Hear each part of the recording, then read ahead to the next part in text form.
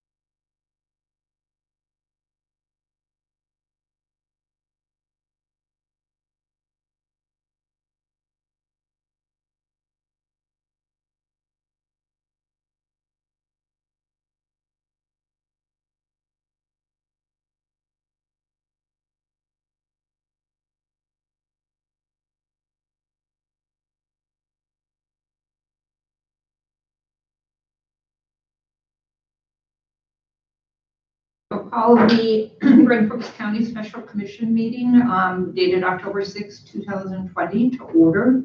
And please note for the record that all commissioners are present with the exception of Commissioner Peach. And so our topic today is the Grand Forks Region Base Retention and Investment Briefing.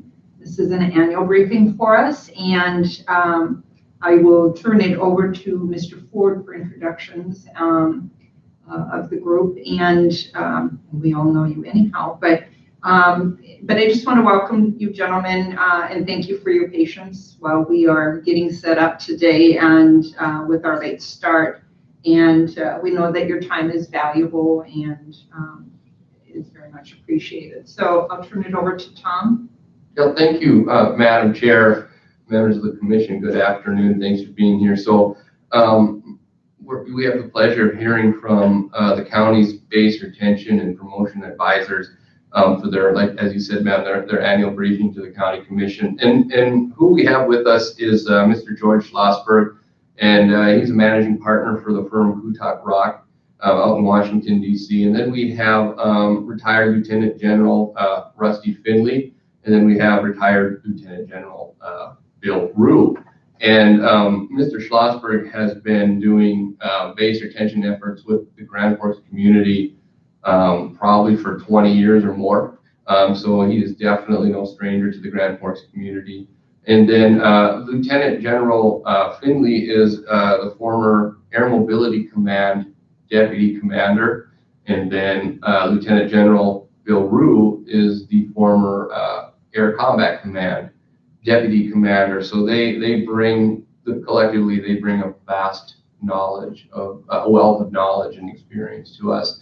And so we're happy to have them with us today. And I think what I'll do is we have their slides up. I'll just turn right over to General Finley and he can get started, ma'am, if that's all right with you. That's fine. Great, Tom. Great, and thanks for the intro for George and Bill and I. And I guess the one thing I would add, I think we've talked to many of you before, but maybe not all of you. I do have in my portfolio, my Air Force portfolio, 2 tours at Grand Forks Air Force Base. I'm proud to say that. One when I was a lieutenant, way back when, and then I came back 20 years later. I was the wing commander at Grand Forks Air Force Base.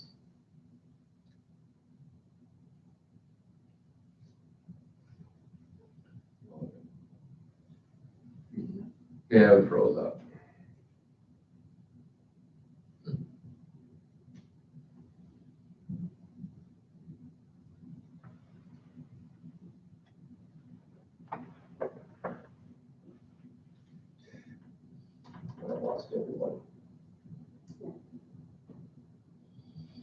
And they're still going on there. We're still busy talking. Yeah, I got dropped. Yep, coming year. So I know the slides just went off, Tom, but hopefully everybody's got a copy of the slides or whatever, or can see them on the screen. We're just going to step through a bunch of them. I'm not seeing them anymore, Tom, but that's okay for me. And as we go through this, I would ask you if we tend, with 35 years in the military, for Bill Rue and I, we tend to talk. Oh boy, I think it's our connection here in the building, because they're all still going.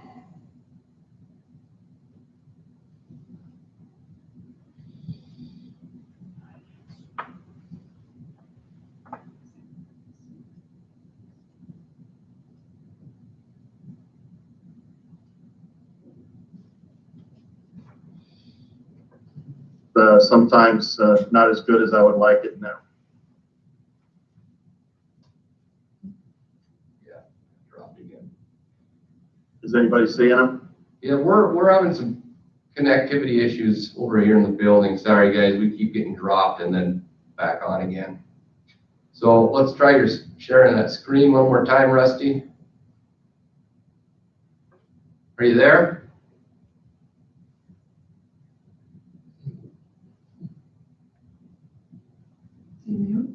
No, we're getting dropped. I'm getting dropped. This might not work today. Seem to be Is everyone? Yep, there they go again.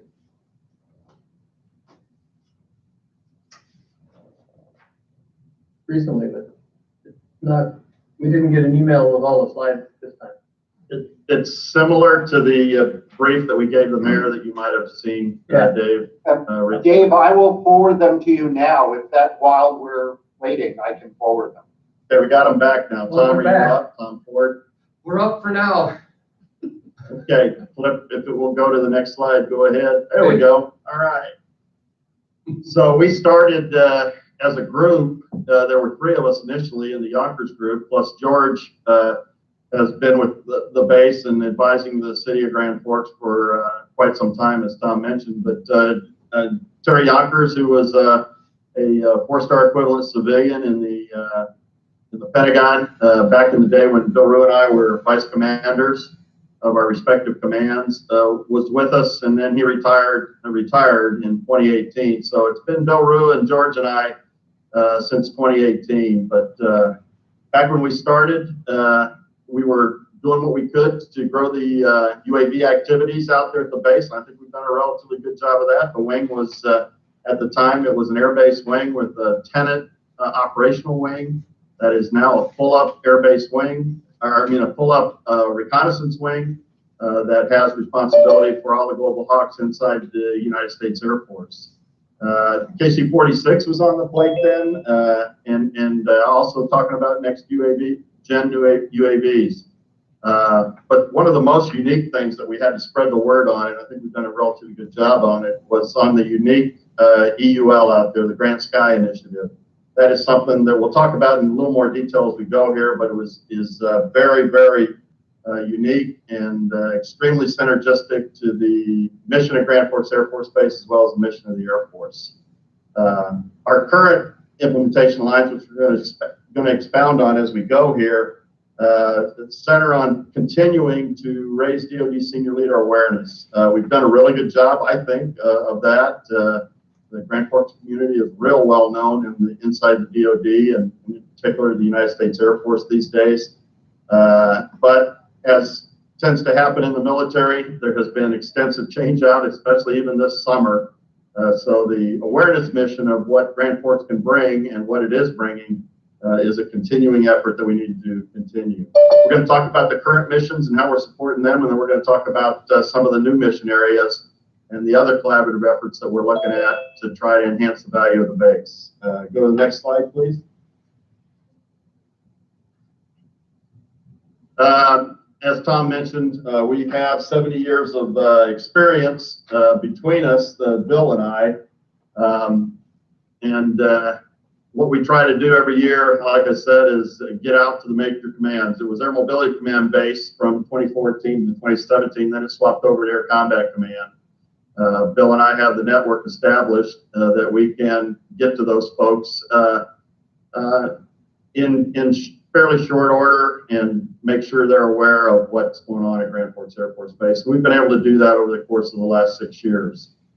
We've also visited Air Education and Training Command, which is where the Air Force has the majority of their effort in training. That's at San Antonio at Randolph Air Force Base. And then you may not be familiar with 16th Air Force, but that's the intermediate command. The Air Mobility Command is the major command that has big airplanes. The Air Combat Command has the fighter airplanes. And the intermediate commands are the ones that manage the bases. So 16th Air Force is an intermediate command based out of San Antonio. And we have visited them. The wing commander's immediate boss is actually the commander of 16th Air Force. So we stay in touch with them as well. Northern Command, very important command that has responsibility for the defense of our continent. And we have been to visit them, and we need to go visit them again. They are very interested in the approaches that our peer competitors can now access possibly from the north, and they're very interested in the Arctic strategy and what needs to be done there. One thing I think that I say without too much bias here is that Grand Forks Air Force Base has really seen all the senior leaders over the course of the last 5 or 6 years come and visit. Something that when I was the wing commander, I think I had the Secretary of Air Force visit, but never very many of the senior leaders in the Air Force that would come up there. But over the course of the last 5 or 6 years, that hasn't been the case. As you can see on the slide, we've had extensive interaction and visits from the very top echelons of the United States Air Force, which has done a great job, I think, in terms of raising the awareness of what Grand Forks Air Force Base has to offer. Next slide. I'll throw it over to Bill for this one. You're muted, Bill. How am I doing now? There you go. Thanks, Dave. Good afternoon, everybody. I'm Bill Rue, and unlike Rusty, I was never stationed at Grand Forks, although I've been up there many times in the last 6 years. I've been working with the team, and I have a pretty big background in Air Combat Command, which is the headquarters that has the responsibility for Grand Forks right now. I was at Air Combat Command as the Vice Commander in 2011 when the decision was made for the RQ-4 Global Hawk to come to Grand Forks. As you know, the Global Hawk has 3 different basic versions, a Block 20, a Block 30, and Block 40. The Block 40 version is the one that's physically stationed at Grand Forks Air Force Base. The Block 20 is mostly a communications relay platform, and the Block 30 is a imagery platform. But the responsibilities for all of those Global Hawks that are stationed all over the world and doing missions all over the world fall under the 319th Reconnaissance Wing there at Grand Forks Air Force Base. There have been, as you've seen in the news, proposals from the Air Force in the budget, the President's budget, to retire the Block 20 and the Block 30 parts of the Global Hawk fleet. That has been offered before by the Air Force, and for various reasons never happened. There's specific congressional language to the Air Force and Department of Defense that the Air Force has to answer properly before Congress will allow them to retire the Block 20 and Block 30. And if you have any questions on that, George Schlossberg has all the answers on the congressional language. My point is that where this is a concern for probably the community and the base, it's the Global Hawk has been on the chopping block before, and there's no Vegas odds on whether or not it'll be the Block 20 and 30 will be terminated. But our awareness of that for our team, for General Finley, myself, and George, for the awareness of all the intricacies of the budget, the Air Force's push, and why we stay very well plugged in with the congressional delegation staff members, as well as those folks on the Air Staff and Air Combat Command, to make sure we're aware of what all the angles and the issues are regarding the Global Hawk, so we can support the community. Grand Sky, you'll hear us talk about it as an EUL, Enhanced Use Lease. This partnership relationship between the base, the community, and industry. There are EUL things that are around other Air Force bases, but I can honestly say there's probably no EUL quite like Grand Sky. And it's not just in size and scope, but it specifically relates to the synergy that the industry that comes into Grand Sky, the synergy that they have, compatibility of the things they're doing with the main mission of Grand Forks Air Force Base. And that gets a lot of attention around the Air Force. A lot of those senior leaders that Rusty talked about wanted to come to Grand Forks specifically, not just to see the base and the community, but also to see this thing called Grand Sky.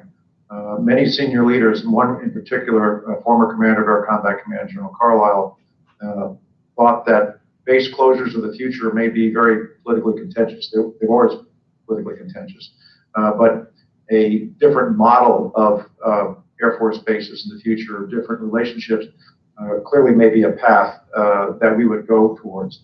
And the model that you have at Grand Forks Air Force Base with Grand Sky operating out of the southwest corner of the base and doing missions, not just that are good for the industry like Northrop Grumman and General Atomics, but also very good and beneficial for the Air Force and for the Department of Defense. Training foreign partners in UAV operations, doing testing, calibrating certain sensors for certain clients that couldn't be done elsewhere, doing things that directly relate to our national security interests. Doing it out of this thing called Grand Sky that is part of Grand Forks Air Force Base makes it very unique and a must-see for all the DVs that come to the base. And quite frankly, it's one of the principal things that senior leaders talk about what bases of the future will look like. Grand Forks is in that conversation, and one of the reasons is because of Grand Sky. The infrastructure is amazing at Grand Forks Air Force Base, principally due to not just the airmen that are out there and how well they take care of the facility, but also previous investments from congressional delegations in the past and current investments as well. But we can't go to any meeting with any senior leaders in the Pentagon or elsewhere without Mr. Schlossberg bringing up and pounding the table about the need for the Department of Defense and the Air Force to maintain the pristine infrastructure at Grand Forks Air Force Base. There's a lot of if things fall off the table as far as infrastructure support, if they just, hey, we're not going to put that in the budget next year, things go into disuse, they get dismantled or destroyed, then there's a lack of availability for things in the future. We know we live with uncertain future, and the base with that infrastructure gives the Department of Defense and the Air Force some amazing strategic flexibility. The example that George always brings up is the maintenance of the underground fuel hydrant system that was used when the tankers, the KC-135 tankers were at the base. But when the tankers left, that underground system is maintained every year with maintenance and inert gases and other things, so it can be turned on at a moment's notice in the future, whether it be for tankers or future bombers or other future missions that may come to Grand Forks. Keeping that infrastructure is important, and it's one of our not items that we stay aware of, but it's also, you'll hear it later, as one of our strategic themes. The quality of life initiatives that the community, the city, the county, the Grand Forks community, the state have been pushing to support airmen and their families has just been amazing, and it's been recognized by the leadership at Air Combat Command headquarters, but more importantly, recognized within the halls of the Pentagon. Just recently, General Finley set up a call with some high-level people in the air staff and the Pentagon that deal in the area of looking at all the bases of how well the communities support things for airmen and their families, such as license reciprocity, income tax, other medical and school facilities that are available for the families. And North Dakota and particularly Grand Forks have done amazingly well. I think on that call was Tom Ford and Barry Wilbart and Rusty, and you all got a lot of kudos from the air staff. They know all the things you're doing, and it's very much appreciated by the Air Force. The support for UND Aerospace and Research Initiative, every time we come up to visit, Rusty and I and George would make a point to visit with the UND Aerospace at the Odegaard School of Aerospace. We've met several times and talked often with Beth Bierke, who works at the University of North Dakota, and also she works directly with the Air Force on looking at innovative ways the Air Force may do pilot training in the future. So we stay plugged into that and support that and tell others and work with the command in the Air Force that has to do with training, and Rusty will talk about that in a minute. And the Northern Plains Test Site that you know has been up there for the last 6 or 7 years, they're one of the first people we visited when we came to our first visit to Grand Forks, and we stay plugged in currently now with Nick Plum and what's going on at the UAS. The one thing I will mention on the UND Aerospace that Rusty and I, mostly Rusty is good friends with the retired General Key, who is the executive director of the Arctic Domain Awareness Center, and that's based out of Anchorage, Alaska. But our association with General Key, Rusty and I had a phone call with him, and that we put him in touch with the University of North Dakota, and there's some good movement on connecting the UND and some Arctic research with what the Arctic Domain Awareness Center is doing, and that was just an example of a connection that we made here just recently in the last month. Next slide. So those are current mission areas. For future new mission areas, you know how much unmanned aircraft or drones or whatever you want to call them, that it's really a center. Grand Forks is kind of the center of the universe, a center of excellence for all things UAV. The Air Force, when they're doing new unmanned vehicles, they want to test not just how well does the airplane fly, but most importantly on a UAV, it's the sensors, it's the things that UAV carries. And the ranges, the airspace we have to do those things is always full to capacity. And a lot of the expense of developing new weapon systems takes the time and waiting for an availability of a range of an airspace to be used for testing and training. A lot of that airspace is in the desert southwest of the United States, over the Gulf of Mexico, a little bit over the Atlantic. But North Dakota has a lot of unencumbered airspace, and Grand Sky is already doing some of that testing and training and sensor calibration there, but not many people in the Air Force know about that. And so we spread that message to other people on the Air Force leadership that, hey, when your testing ranges are maxed out and you have to wait 2 or 3 months to do a certain thing, have you considered using Grand Forks Air Force Base and Grand Sky for testing and training? The pilot training shortage that the Air Force has faced for numbers of pilots, both for manned aircraft and unmanned aircraft, has been going on for many years, probably about 5 or 6 years. It hit a critical point prior to the COVID-19 outbreak. That's put a blip in the planning because the airlines stopped hiring for a good bit. They're furloughing pilots right now. And so those pilots that were going to get out of the Air Force have now decided, hey, maybe I'll stay in for a little bit. But in the aggregate, the big picture of the Air Force is short on pilots for both manned and unmanned aircraft. And we have gone to the command of the Air Force called Air Education and Training Command that handles pilot training. We visited them several times and talked about the possibilities that might be available at Grand Sky through the University of North Dakota, the base, leveraging that partnership to look at some innovative ways to do training. And we continue to push that message. And like I said, Grand Sky is doing some training right now with some foreign nationals, but that might be expanded in the future. The UAVs or drones are the threat that those unmanned aircraft, small, medium, and large, pose to the Air Force, our bases, our economy at large, is a growing concern around the world. So counter UAV opportunities are available at Grand Forks and also at associated Camp Grafton for maybe some larger UAVs. This is a growing interest in the Department of Defense, and we've engaged with several people telling them the opportunities at Grand Forks. Excellent. Question. So back to the beginning, we were looking at KC-46 basing at Grand Forks as a potential, but in the end, what happened was that the Air Force decided they're going to retire the KC-10s.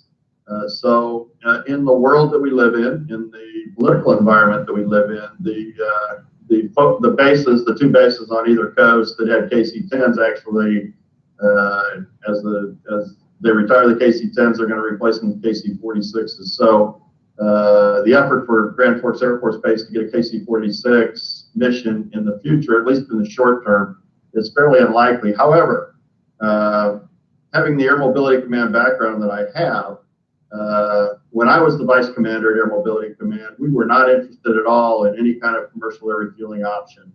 That is a commercial entity that would do training in the air refueling realm for the Air Force. We were not, we've got over 400 KC-135s, and our thought was that was not good, wise use of resources. As the world has turned, and I've been retired 9 years 2 days ago, but as the world has turned, now Air Mobility Command is interested. Air Combat Command, who wasn't interested previously in commercial aggressor or counter-air efforts, has now hired a whole bunch of companies to fly as adversary air for their training purposes. And Air Mobility Command is just starting to look at commercial air refueling options. To that end, we've had a preliminary discussion with one of the companies that's out there. And if this idea were to sprout some wings here and start to grow, that company is interested in coming up and at least doing a site visit at Grand Sky and Grand Forks to see what potential there might be to base out of there and conduct that. Something that's probably in the not just short term, but something that we need to keep an eye on and keep our awareness levels up in that regard as well. Next slide.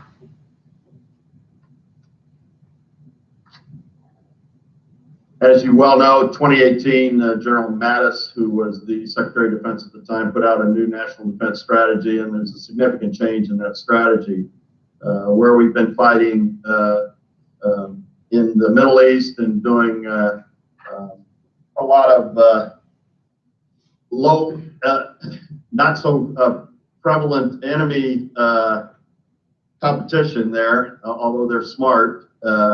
We now have some peer competitors in Russia and China that we need to be interested in. And that national defense strategy really made a shift from fighting terrorism to looking at our peer competitors in Russia and China.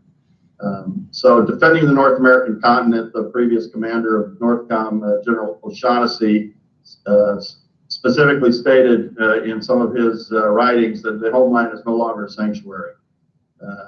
And Grand Forks, we think, can play a key part in maintaining the defense of the United States continent as it has in the past. So we've talked to NORTHCOM. We went down and briefed them. And Brigadier General that we talked to there, the A3 at the time for NORAD, said, "Hey, this is real." He's looking for concrete and fuel, and concrete and fuel is something we have at Grand Forks Air Force Base. So in terms of NORTHCOM looking at Grand Forks Air Force Base as a domain for power projection and the like, either for exercises or for real world, there's a real possibility there. And this really plays back to the DoD Arctic strategy that has really evolved in the course of the last 2 years. If you get the Air Force magazine, the cover of the Air Force magazine this month is basically talking about the new and just released U.S. Air Force Arctic strategy. We've been talking to actually one of the architects of that for the last couple of years, and it's something that every encounter that we have, we make sure folks know and understand that Grand Forks Air Force Base, smack dab in the middle of the continent, is a key location to join the evolution as this strategy continues to evolve. The Coast Guard has been lamenting the fact that they don't have adequate intelligence, surveillance, and reconnaissance in the Arctic region. We've got some slides we don't have in this presentation, but that show that Grand Forks Air Force Base can really help in that regard with its Global Hawk mission and the like. So in terms of the National Defense Strategy, Grand Forks Air Force Base has a role to play, certainly in the DoD Arctic strategy as well. Bill Rue has already mentioned our connection with the Arctic Domain Awareness Center up in Alaska and Major General Key, but that plays back to this Arctic strategy too. Next slide. Over to you, Bill. Thanks, Rusty. So everywhere we go, you saw that on the previous slides, the places we visited, and I really have lost count on how many visits, major visits that we've made with Rusty, myself, George, and members of the Grand Forks community leadership. And every one of those times we go out and we do the visit, we do a lot of preparation work ahead of time. I mean, Rusty and I, talking with the Air Force or the Department of Defense folks we're going to engage with, making sure we really understand their issues. And then we translate that to the community leaders. And quite frankly, we really get our act together. We have these strategic communication themes, and depending on who we're talking to, what the audience is, we focus those themes, and whether we have 30 minutes or an hour or however much time we have with the principal person that we're meeting, we focus those communication themes to the areas that we know that principal will be interested in. We practice those, we rehearse them, we do them, ahead of time, and then when we get together at whatever the location is, the Washington D.C. or Langley, the day before, the night before, the breakfast before. We're going over who's going to say what when, so we can maximize our use of time and make sure we pick our themes properly for the audience. These themes are listed here in front of you, really are geared to take those very senior leaders in the Department of Defense and the Air Force and to for them to make sure they are even more aware of what Grand Forks has to offer, but also the relationship between the Air Force Base and strategic national security concerns. Our message has been that the base, this excellent infrastructure in the first bullet, gives the Department of Defense and the Air Force strategic capacity. You never know what you need when the world situation changes. There are very few active duty Air Force bases in the northern part of our country, the lower 48. Very few bases. There used to be a whole bunch of them back in the 50s and 60s. Now there's just a handful, and Grand Forks is one of them that has that capacity, long runway, hangar space, ramp space, infrastructure, to be able to handle missions that will emerge for an uncertain future. It's handling the Global Hawk mission right now. The strategic location, we have a map of basically of North America that shows all those bases, but when you look at the North American continent, you put a dot as far north as you can go in the lower 48 in the center of the North American continent. You look at the proximity to the Arctic, the proximity to the navigation routes that airplanes do to either go to the Pacific or to Europe. Grand Forks sits at a very unique location in our country. And we've had from the very beginning, our team has had that strategic location matters. It's not about selling real estate. This is about defending our country and our national security.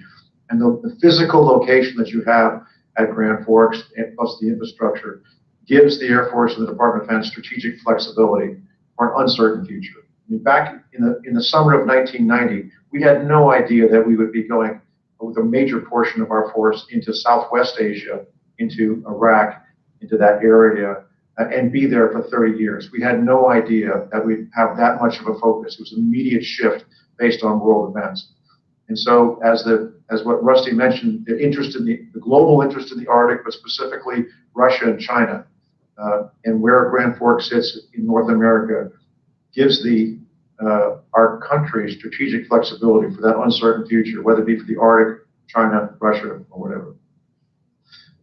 BRAC decisions, base realignment and closure decisions where bases are decided on to be closed, in the past have been principally viewed on a point scale of how long is the runway, how close is the runway to training ranges or to air refueling routes or whatever, how good's the weather, bad the weather. There's all these little things that are measurable that are translated into a score of 1 to 10. You get an 8.5.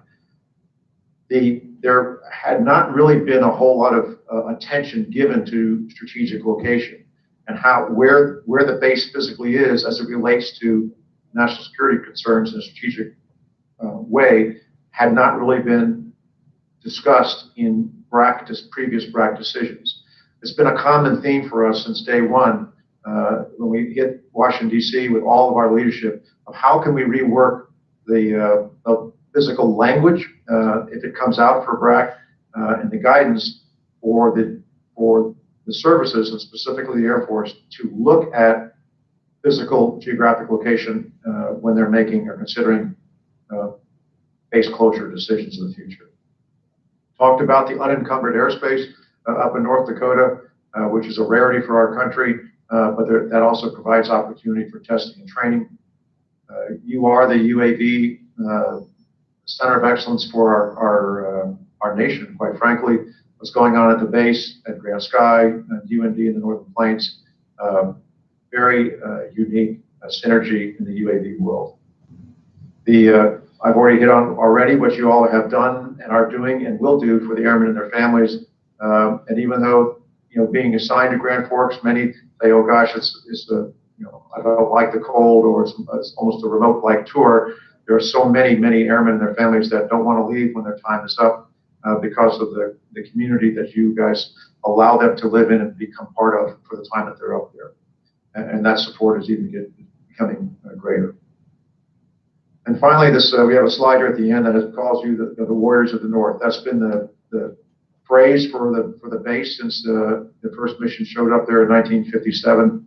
And you have lived that legacy of strategic flexibility for our nation by hosting a variety of missions depending on what we needed through the last several decades for our country. The last point here is really, really important. General Finley and I have kind of a unique situation that we were wing commanders, base commanders, like what Colonel Pringle is now, a multitude of times.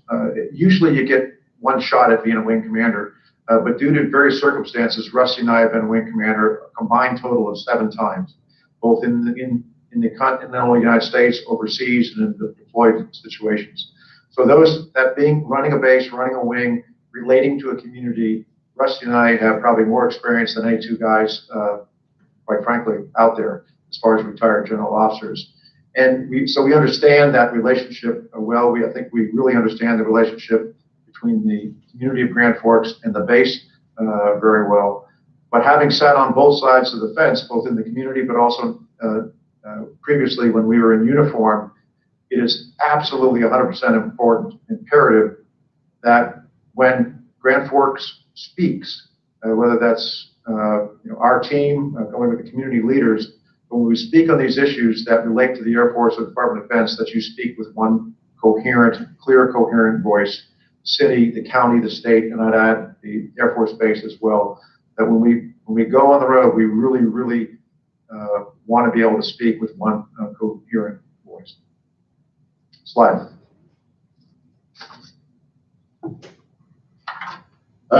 This is usually George's slide, but I'll go over real quick and then offer George a chance if he wants to say anything. But we do stay in touch with the North Dakota Congressional Delegation. And I think that's imperative that we do that. We have monthly phone calls with both senator staffs, and then we usually have an annual trip to Washington. Usually it's tied to the Air National Guard celebration in May. But we take a couple days there and we go to the Hill and we sit down with the senators and Congressman Armstrong and just kind of have a 45-minute here's what's been going on and what can we do and the like exchange with them. But on a monthly basis, we're in touch with their staffers and keeping them apprised of what we're doing and listening to them to see if they've got some stuff that we can do to help out that they're aware of. We've also visited with some of the professional staff on the Senate Armed Services Committee and other folks inside the DC arena. George, you want to add anything to that? Over. Certainly. Thank you. Thank you for the opportunity. No, the only thing I would add is that, as Rusty and Bill have said in the past and said today, it is about the infrastructure. One of the later slides you'll see will show the various fighters, bombers, tankers, missiles, and other missions that have been located at one point or another at Grand Forks Air Force Base. The common theme has always been the location and the infrastructure, the cement and the fuel. Why that's important in this particular slide is because our delegation and the previous members of our delegation have always been very supportive of the mission and Grand Forks Air Force Base. Having a senator on the Armed Services Committee and having a senator on the Defense Appropriations Committee, these things matter. When the last round of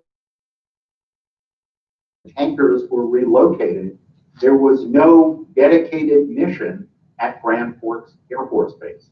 And it was imperative that the facilities, the infrastructure, got the yearly money necessary to maintain them.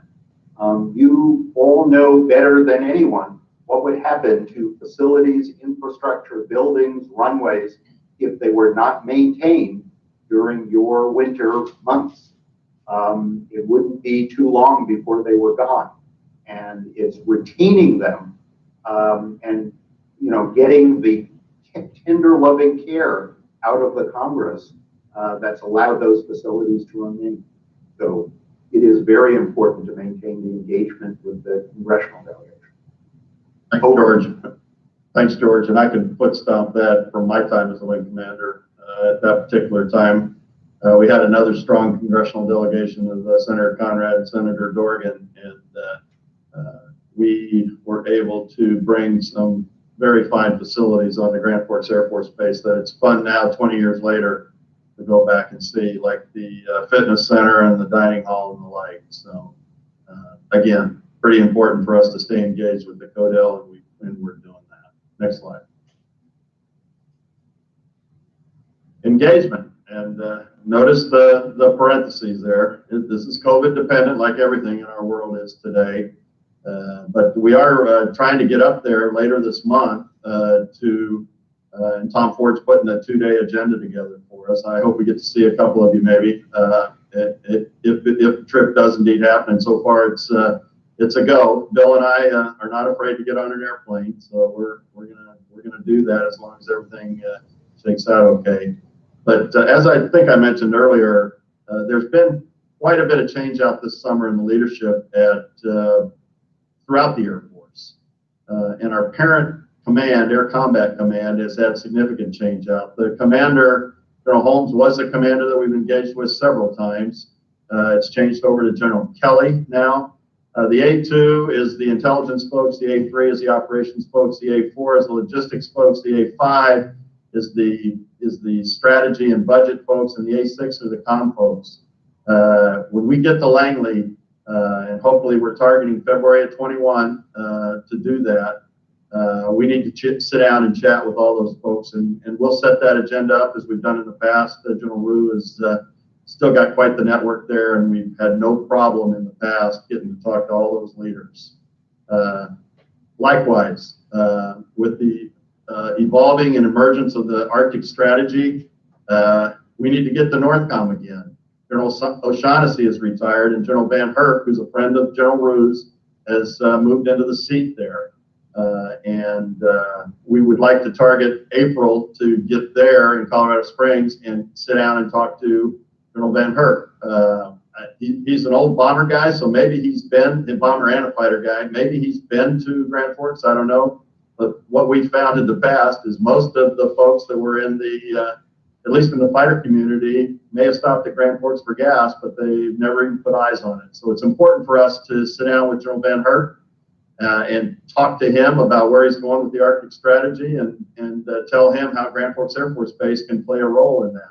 And those other members of his staff accordingly. Obviously, if we get in there, we'll talk to him, but also talk to his staff.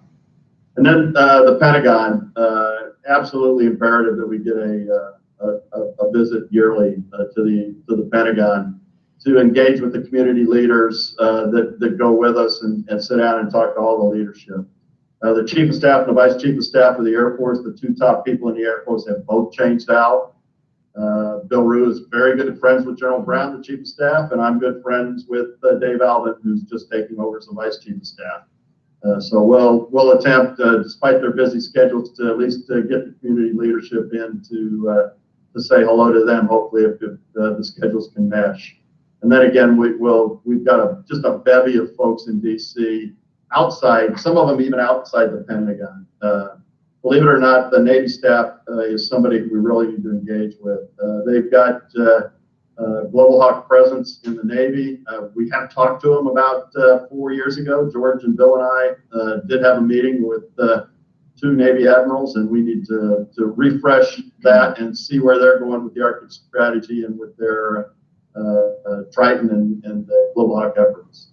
Homeland Security is obviously the Border Patrol is there, present at Grand Forks, but Homeland Security has other issues that we can engage with them. The Coast Guard, very key to the Arctic strategy, and somebody that we've added to this chart that we haven't talked with in the past, but somebody that we'll need to do. And then we've always taken the opportunity, if there's an industry contact there in DC that's worthwhile, is to sit down and talk with, to try and set up an appointment with them as well. The intermediate command that we talked about, 16th Air Force, based in San Antonio, we go there once a year. So it's run by a 3-star general, Lieutenant Colonel Haw, Tim Haw. is the commander presently. I don't know if he'll be there this summer or not, but our last summer we went and visited him. It was a very good meeting to get him up to speed on everything that was going on at the base, as he hadn't been up there yet in his tenure. And then we take the opportunity while we're there in San Antonio to go across town, Randolph Air Force Base, which is in the north part of San Antonio, to sit down with the air education and the training folks that it's worthwhile for us to sit down and talk to. And we've done that for 2 years running as well. Next slide. Over to you, Bill. Your Air Force Base, your airmen that are about 10 miles west of where you're sitting right now, have a rich heritage. The Warriors of the North, I've discussed already, but this heritage goes back all the way to 1957 when those first fighters there in the upper left, the F-101, started doing air defense missions in response to a threat from the Soviet Union. As you can see from those pictures, the base, the airplanes have changed from fighters to bombers to tankers, nuclear-tipped ballistic missiles, and nuclear-tipped anti-ballistic missiles, radars that look for missiles and bombers and fighters that are coming our way, B-1 bombers, tankers, and now the Global Hawk. So you've had a variety of missions. You've got a heritage of doing whatever the nation needed from that base, and your community has supported those airmen over the last many decades in whatever our national security requirements were. You've been able to flex to that mission. I am so glad that George piped in to talk about the infrastructure. I knew he would, but it also showed you his passion, and it's not just his passion for the infrastructure at Grand Forks. It's his understanding of how that relates to base realignment and closure decisions. George himself has been involved in so many BRAC decisions that go back to, I don't know, George, how many, to the early 90s at least, maybe even earlier, specifically when Grand Forks was on the chopping block so many different times, understanding the nuances between the base, the missions, and this installation, and being able to communicate that with leaders not only on the congressional side, but also on the Department of Defense side. So I'm very happy you got to hear his, not just his passion, but his insight, because many, many, many times George brings up things that we don't know because we don't, we're not living in DC in the circles that he lives in. And I appreciate George piping up. Next slide. Okay, this is the get off the stage slide. We talked about the drum on the strategic flexibility for the nation. And I taught in the last slide about the heritage of the Air Force Base.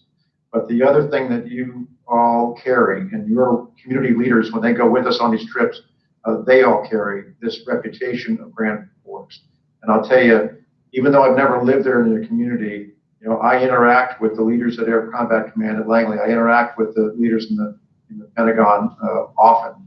And your community, your support of the airmen, and all these missions that have come and gone throughout the air base is unparalleled. And you have the highest reputation that could be imagined. We talked with General Holmes just recently, Rusty and I did,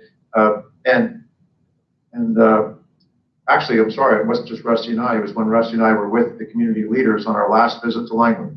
So this, General Holmes had been in command of Air Combat Command for a good number of years. So I think this was our third or fourth, maybe even fourth visit to him as a community. He understood all the issues, and his bottom line when we were getting ready to leave, he says, look, I really appreciate you guys coming. I always appreciate you guys coming because you guys have your act together. You don't waste our time, whether you're talking with Commander General Holmes or one of the lower directorates. We use the time that's available and we get right to the issue. But more importantly, this theme that's at the bottom of the last slide, we bring solutions, not problems. Bill Lee actually put stops out. We can't leave a meeting without Bill Lee saying that, which I appreciate. But it's honestly, when you listen to Rusty and I, we've been on the other side of the fence where we've had communities come through our command,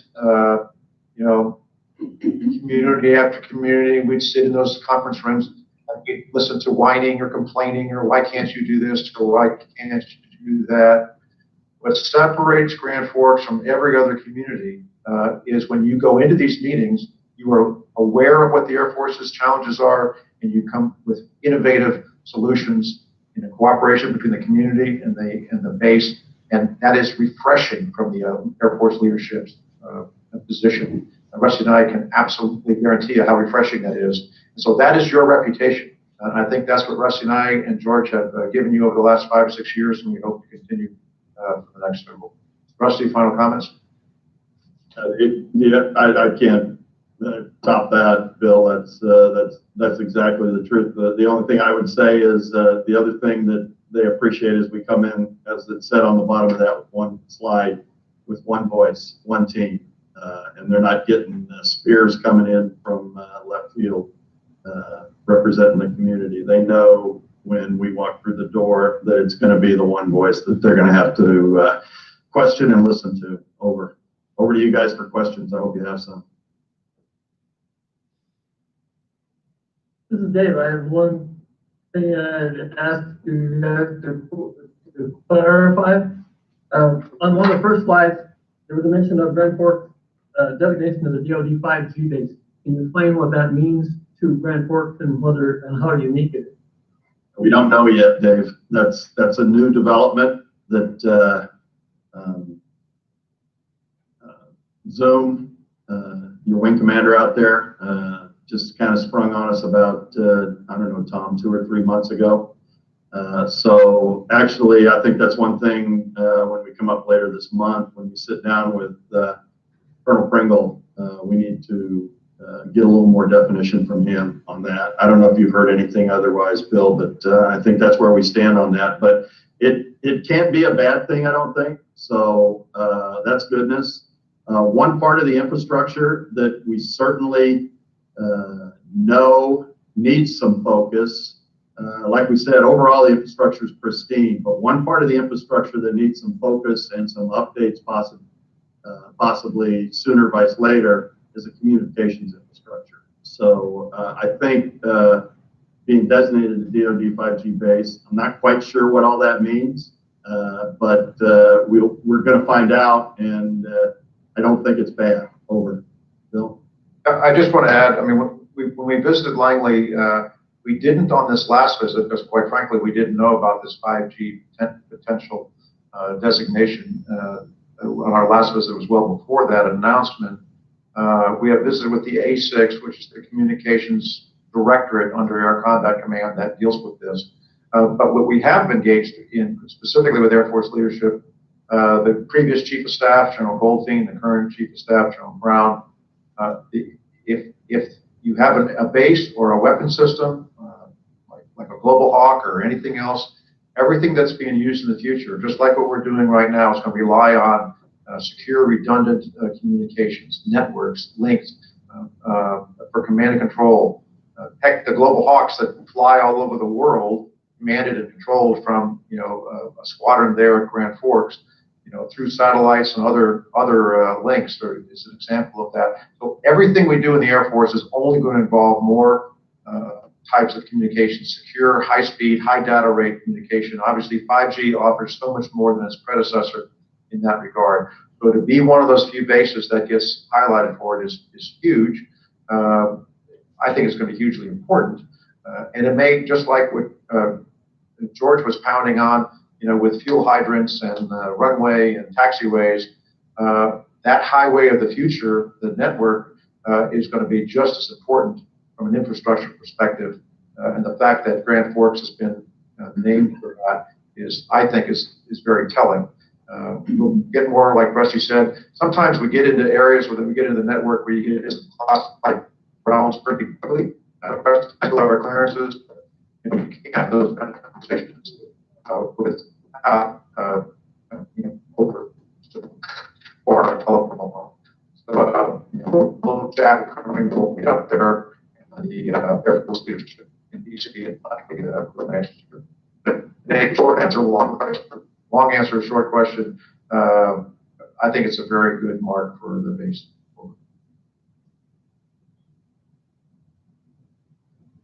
Any other questions? Fire away, please.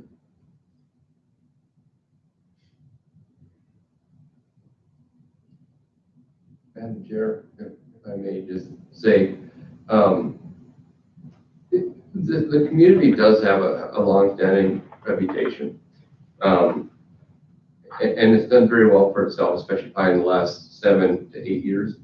But some of that's because of the community's collaborative nature and the fact that all the institutional partners get along and can work together so well. But we've also had these 3 gentlemen with us, Mr. Schlossberg for 20 plus years, the generals with us for 7, 8 years now. They've been with us, telling us where to go, what to say, who to say it to, what are the impacts, what are the focuses of the Chief of Staff of the Air Force that they swap out, where are the touch points that the community needs to go and advocate for to be noticed by the leadership at the Air Base, telling us what are the sensitive pressure points with Grand Forks Air Force Base and the leadership as they turn over. So, you know, what we have going here in the community is very positive, but we have had these 3 gentlemen with us along the way to point us in the right direction and help us cultivate the messaging and the strategy.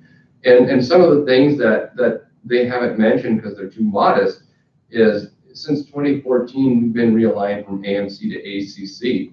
And why was that significant? Because the tenant mission, it wasn't our mission, the tenant mission was an ACC mission. So we were a base with no mission for quite some time. But then after being realigned to Air Combat Command, lo and behold, we get our first mission in 17 years, which is the Global Hawk mission, the RQ4. And then we have become known as the gold standard for community support and collaborative partnerships. And that's because of what these gentlemen have been able to help us with and the fact that the community is willing to work together. And General Finley and General Rue brought up a recent call that I took part in with some folks at the Pentagon, the A1, and I forget what the A1 is, Rusty, but Personnel folks, but they do all the quality of life stuff. Thank you. Why that was important is the Air Force recently, and we knew this was going to happen, the Air Force came out with a quality of life categorization process, which is going to affect BRAC and strategic mission placement. And Grand Forks specifically did very, very well. But one area where we didn't do very well was in access to school nursing. And that made sense to me as the county's director of administration. It made sense because the Air Force assessed all the zip codes that touch Grand Forks Air Force Base. Well, that's our rural schools. They don't necessarily have the resources like a Grand Forks public schools may have. Well, then of course, a few weeks later, what does the county commission do? Grants some funding to public health to hire 2 rural school nurses. That's a big deal for a number of reasons, but the Air Force, the Air Base picked up on that. And so now they're touting that to 16th Air Force and to ACC as well, saying, look at what the community does when we say, hey, here's an area you can help us at. They respond. So these 3 gentlemen are too modest to do it, and that's why we love them so much, but they have done so much for the community, the BRIC, and helping us get that reputation of coming with solutions, not problems, that they've been great. They've been great to work with and very helpful. Gentlemen, I've got a question or just a comment, and maybe you could comment back, but you talked about some very positive things about this base, but I think it's fair to say, and we've discussed this, that if there were downsizing of the military or consolidation of bases, we'd still have some very serious concerns to be addressed out there. Is that a fair statement? Fair statement, Tom. So, I mean, you know, there's been some good work in the past, but we have a lot of work left to do is what I'm trying to say. That's true. And in my estimation, I think our whole team would line up behind this.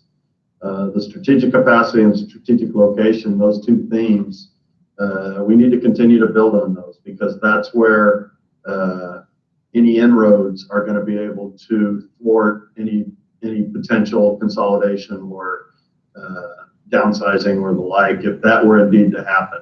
Now, I will tell you, most of the people we talked to today in in uniform of a senior level certainly don't think that BRAC is any kind of possibility with the political environment that we've got in this country and the like. But, that's been said before too. But I don't think it's any kind of near-term thing. Bill, I don't know if you have anything to add there, or George.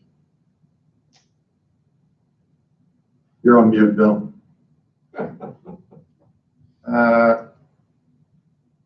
You're still on mute.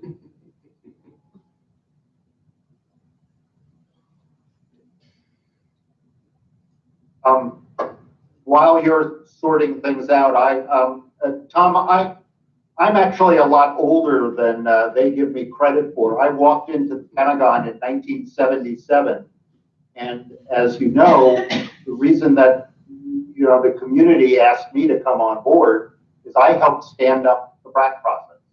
I was the lawyer who was the first counsel to the BRAC Commission and testified before the Congress.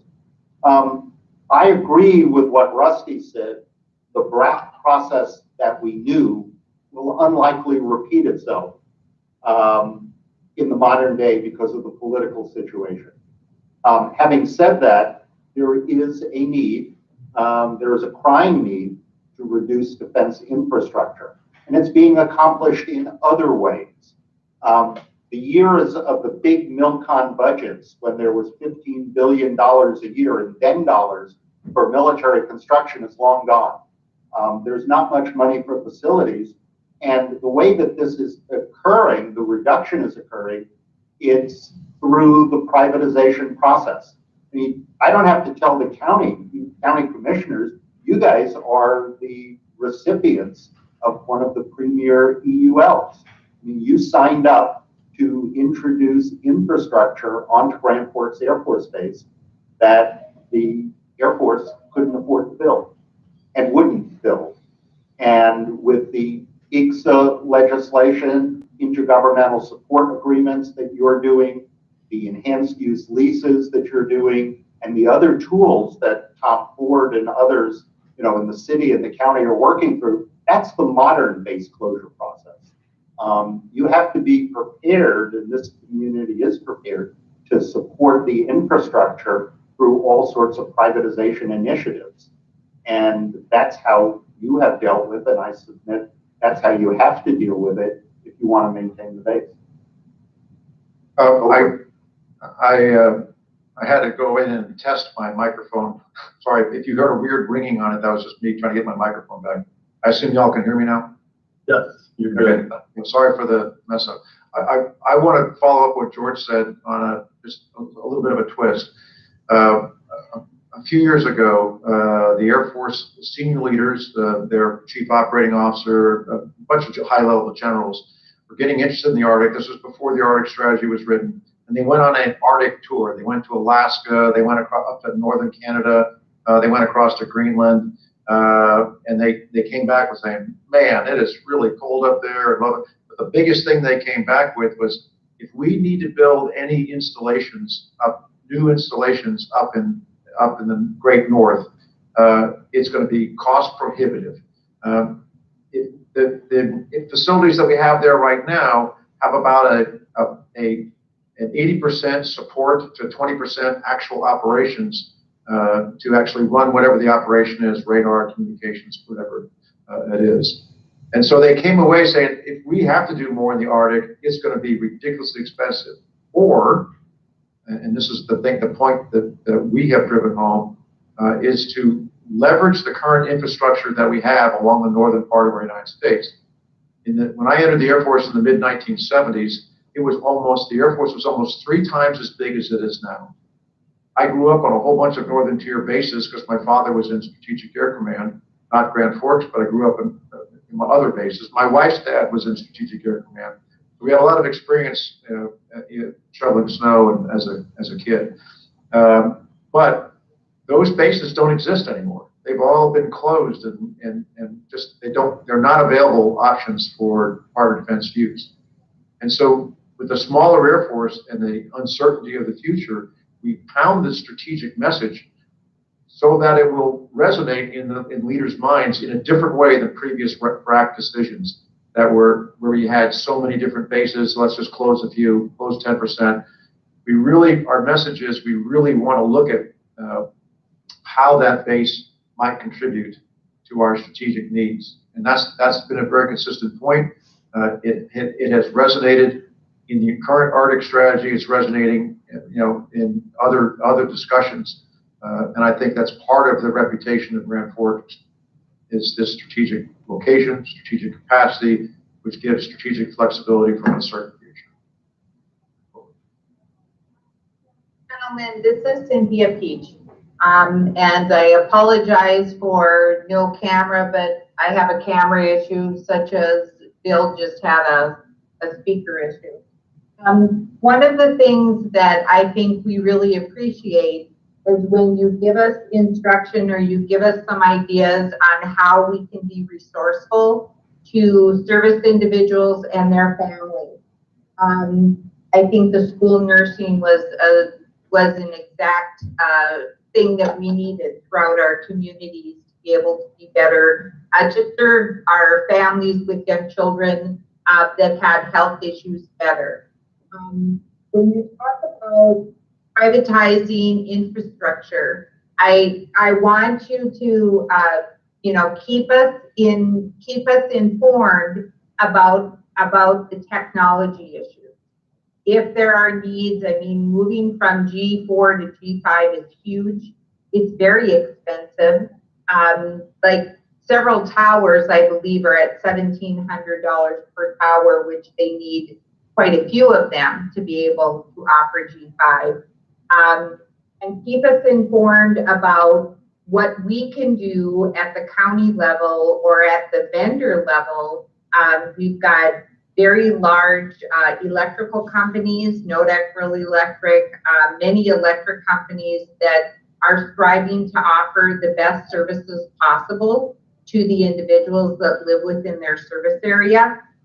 And if there's a need for us to improve that infrastructure when it comes to technology, and it may be something necessary beyond what the base has, keep us informed on that, because we want to be able to provide that service as much as possible so that the base can be successful in getting that technology. Definitely do that, ma'am. And we like I said earlier, the designation as a 5G base is certainly something that is going to be a feather in Grand Forks Air Force Base's cap, and we need to explore that further with respect mainly to what are the technological eaches that are going to be beneficial to the United States Air Force there. And I'm certain, as you allude to, that the local community and the local businesses there are going to want to hear how they can pitch in and add to that as it grows over. Thank you very much.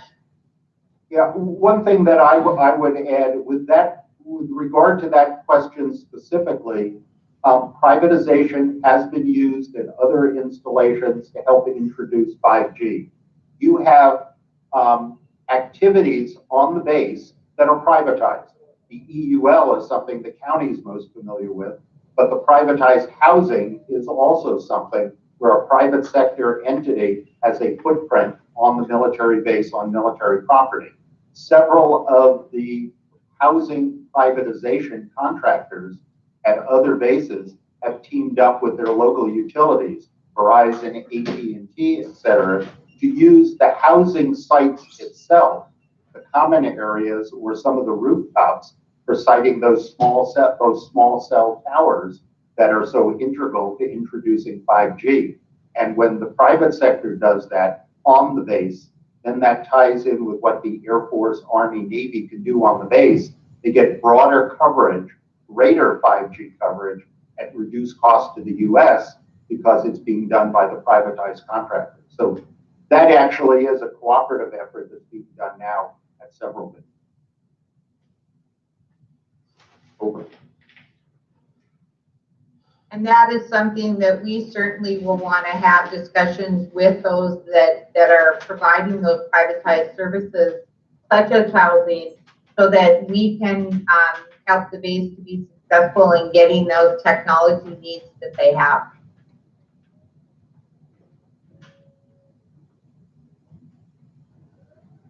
Okay, are there any other comments or questions? Tom, anything more? No, ma'am. I just always good that that the gentleman can brief the board so that you can hear what they're working on and what's going on, and we got to keep our pedal to the metal, as they say. Thank you. Good comments. So I just want to thank you, gentlemen, for your briefing and the message that you shared with us today in support of Grand Forks Air Force Base and Grand Sky, UND, and in our community. Grand Forks County and Grand Forks community is warriors of the North proud and have been for years. And we're very fortunate to have your team as our valued partners in an effort to keep Grand Forks Air Force Base as a vital part of our community going forward. And so with that, we thank you for everything that you do. And ma'am, Rusty and I will be up there in a couple of weeks. And so if there's any like follow-up questions you might have, or if you want to sit down and talk about any of these things in more detail, we're happy to do that. Tom's working on our agenda, and we usually have it full from the morning till the evening, which is what we appreciate. But we're happy to answer any more questions in person at the appropriate distance with the appropriate baseware, if you would like. Thank you very much. You take care and stay safe. Thank you. Thank you. Thank you. Good to see you all. Good to see you too. Right.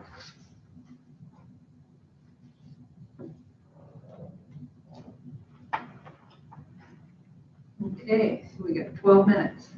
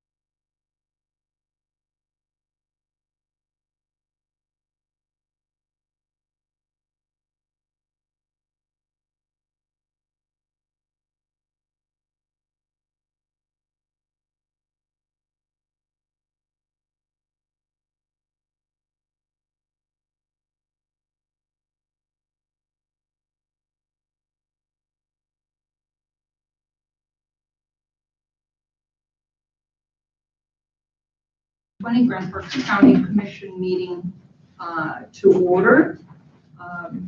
Please note that for the record, all commissioners are present either physically or via the telephone. And just some housekeeping items here that I'd like to go through very quickly for those individuals who are participating by phone, to please identify yourself prior to speaking, to speak loudly, and then to not use the speaker function on your phone. Excuse me, please mute your phone unless speaking. And once you're done speaking, if you mute it again, would be appreciated. We won't get any feedback or echoes. So if there's any questions, let me know. Glad to try to answer that or find somebody that can.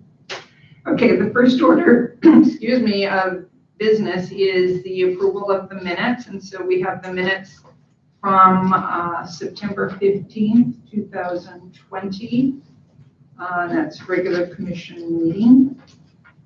May I have a motion? So moved. We have a motion to approve the minutes. Do we have a second? Second. Okay, and we have a motion to second. Any further discussion? Hearing none, all in favor signify by saying aye. Aye. Aye. Opposed, motion to approve the minutes as presented has been approved. Okay, next one is the approval of the order of the agenda. Are there any items that need to be pulled or added? Hearing none, may I have a motion to approve the order of the agenda? So moved, Tom. Okay, thank you. Do we have a second? Second, Dave. Thank you, David. We have a motion and a second then to approve the order of the agenda. All in favor signify by saying aye. Aye. Aye. Opposed, motion carried. The next item is the approval of the consent agenda, and each of you have received information regarding the monthly bills, employee status changes, overtime hours, the August financial report, the game of chance permit from the Grand Forks Air Force Base. Is there anything that you would like pulled for further discussion?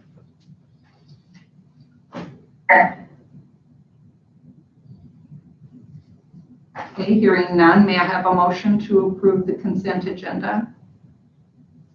So moved. Okay, we have a motion to approve the consent agenda as presented. Do I have a second? Do I have a second?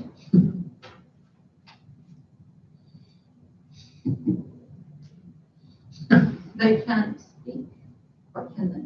They're all muted. They're all frozen. They look frozen. Uh-oh. It's like that happened on 2:30. And it looked like Falk seconded. Yeah. So was it you, Bob, that? Yes. I think we're back.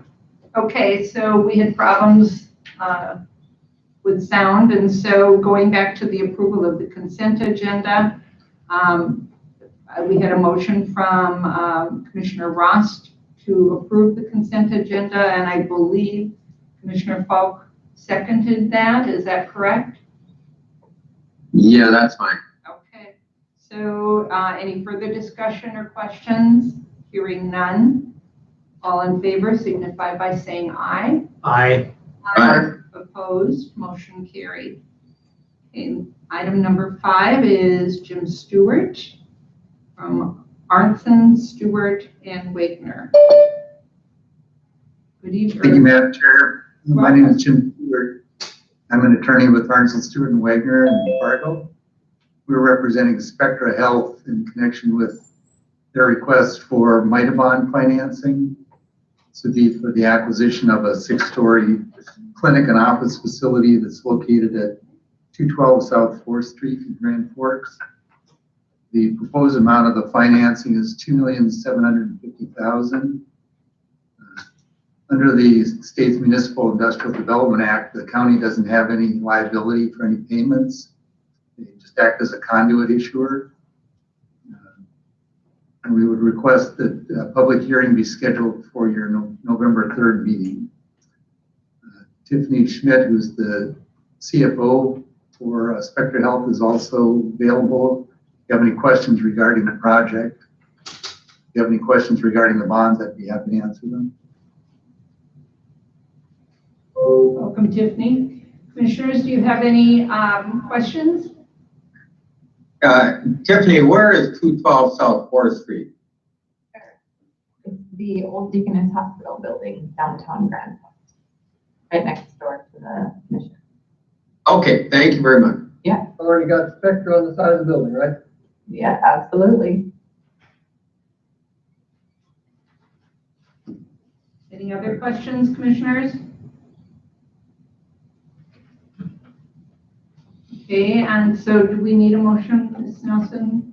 Yes, Madam Chair, we do For need the- a motion, and not only do we need a motion to approve, give preliminary approval, but schedule the public hearing, and then we usually typically charge a $10,000 administrative fee. Okay. And that is paid to Grand Forks County. Grand Forks County, and Mr. Stewart, you're aware of that, obviously, and has that been paid or will be paid? And in fact, Madam Chair, the fee is incorporated into Section 202 of the resolution.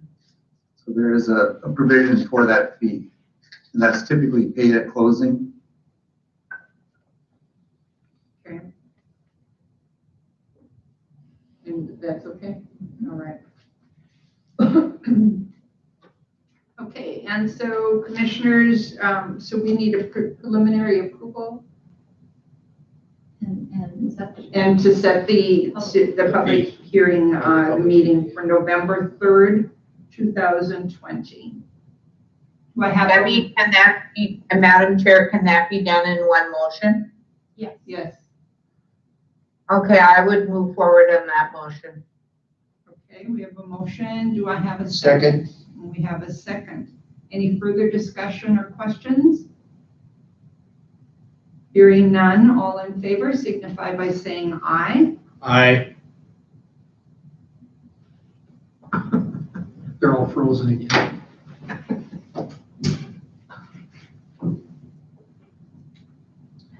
We could just have our own meeting.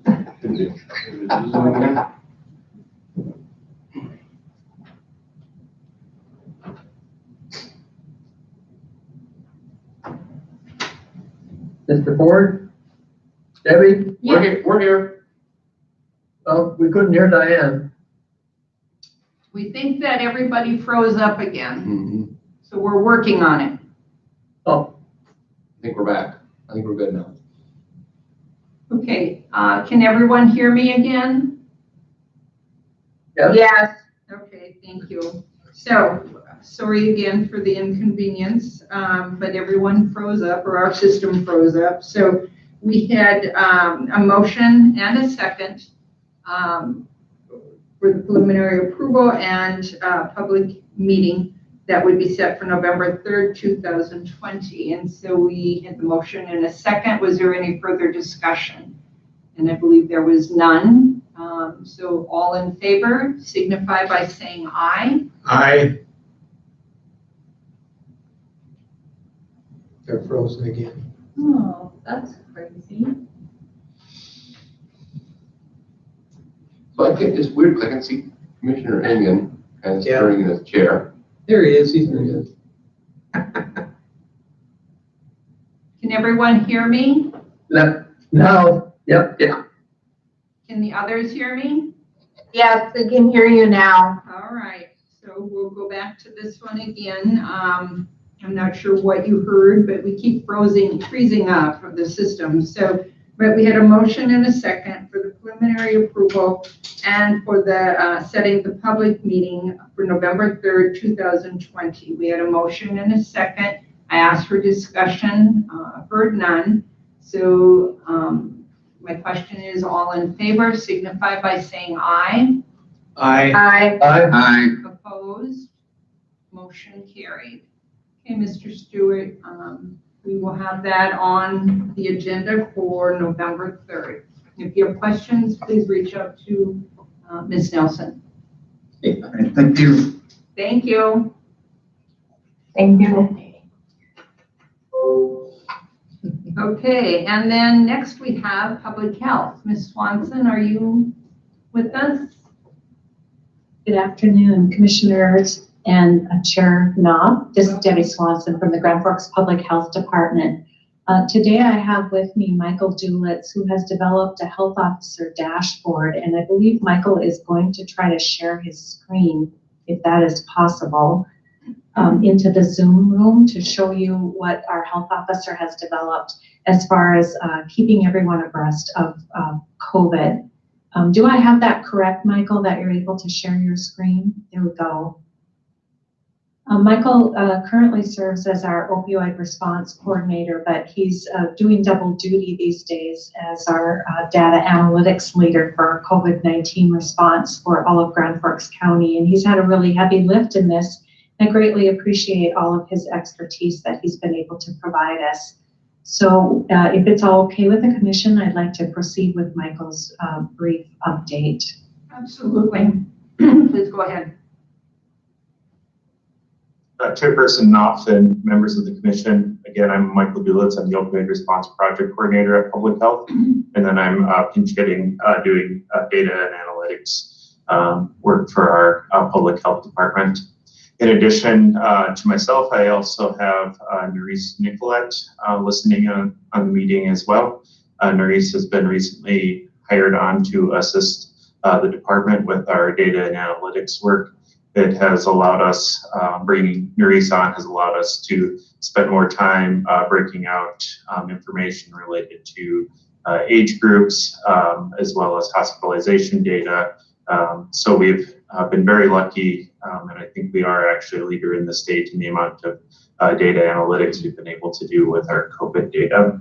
So I'm going to do a little bit of an update today, looking at our COVID data dashboard, as well as looking at some important measures as well. I apologize for not having an opportunity to come and speak with the commission earlier about the data dashboard. So the data dashboard, the goal of the data dashboard was to develop a method for interpreting the large amount of data that we've been receiving related to COVID, to turn it into something that factors in risk and creates actionable levels for policymakers. So the idea was to take nationally available benchmarks and then apply local data to those national level benchmarks, as well as apply some weighting to them to come up with a total score for our community. So what we have, we use 5 metrics. We use two leading metrics, and that's new cases per 100,000, as well as average percent positivity over the past 7 days. Another important metric that we use is hospital capacity. And then the supporting metrics are the number of tests completed in the past 7 days, as well as the percent change in COVID-19 cases. The percent change in COVID-19 cases, you can think of that as like the slope of the new case chart. So it gives us an idea if things are on a upward trend, downward trend, if we're kind of holding steady, so that it's kind of a modifier to help adjust our score as needed. As you can see from our dashboard that I have on the slide, we are at a 1.9 right now, which puts us in the orange category or high risk category. Again, it's a simple weighted average, so we assign a score to each case level, and then we multiply that by the weight to come up with a weighted score, and then that gives us our overall score and our risk level. Hospital capacity, when we look at that, that's based off of hospital capacity provided, the assessment of all choose hospital capacity provided to us on a daily basis. So they tell us where they're at. We can have a system set up with them. For instance, today for all true, they're at a tier, or what they call a tier 1 yellow status, which means the hospital's running close to full. they aren't modifying their normal operations right now, like stopping elective surgical procedures, things like that. But but there aren't a lot of extra beds available right now. Just to give you an example of what what their tiers look like. Looking at our data from or that was released today, we had 22 new cases that were reported out for or reported out as being diagnosed yesterday, reported out today. But it was a low testing day, so that gave us a high percent positivity. Looking at our COVID-19 cases over time, one thing that I have noticed is we had the outbreak at UND in late August, early September, and since that point, we have not been able to kind of get back down below the red level for our number of new cases. We seem to have kind of settled in a way, for lack of a better way of putting it, kind of settled at a level right around 30 new cases per 100,000 per day. When we compare, or when we look at it, that in average numbers, we're averaging right now somewhere around 20 new cases in Grand Forks County per day. When we break out cases in Grand Forks County, I looked at it over the past week. About 8% of the new cases, so 17 out of 200 new cases in the past week, were located outside of Grand Forks proper, so located out in the county, in a community that, or at an address that didn't list Grand Forks as their address. When we look at testing, we're doing really good in testing right now. That is one of the areas where we are excelling as a community. And when we compare our testing strategy to other similar sized peer communities in North Dakota, we are doing much better than a lot of other communities. Particularly, we're higher than Cass County and Ward counties, and we're right along the same lines as Burley Morton. Keeping a high test count does help with our percent positivity. What we're seeing right now, for instance, in Ward County, is their testing strategy hasn't been yielding as many tests, and so their percent positivity is going up because they're having to find out a lot more cases through individuals getting sick versus through a proactive testing strategy.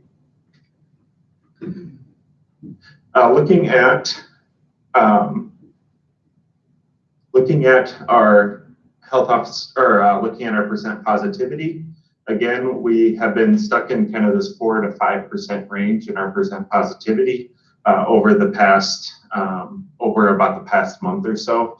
When we went up with the outbreak at UND, we still just haven't been able to get that percent positivity back down, even though we've been providing a lot of tests. We've been doing regular testing events in the community. Ultra has been stepping up their testing, as well as we have other facilities in the community testing as well as our long-term care facilities. We're seeing this kind of flattening out of our new case curve at kind of that higher level. When we look at our percent change, that has also stayed relatively flat over the past month.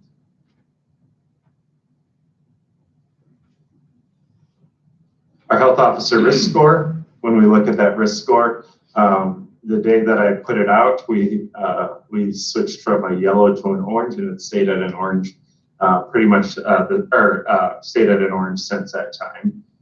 The only other time we were in an orange was when we had a manufacturing plant outbreak in April, and so we're still kind of stuck at that high level of risk in the community. And then our percent change between scores, again, is bearing out that our health officer scores stay relatively flat. Whenever I'm providing the slides out to the community, I do also include yesterday's dashboard. I'm actually off by an extra day on here, but it does still give an illustrative look. Not a lot of change between the fourth and fifth. The state also has been using their color strategy dashboard. So the governor's office puts out a set of, or the smart restart guidance. So Grand Forks right now is in a yellow. as well as all of our peer communities in the state, Minot, Bismarck, and Fargo. We're all in yellow, but we're all in a lot different situation right now looking at our COVID numbers. So Grand Forks has still has a high number of cases, but a low percent positivity.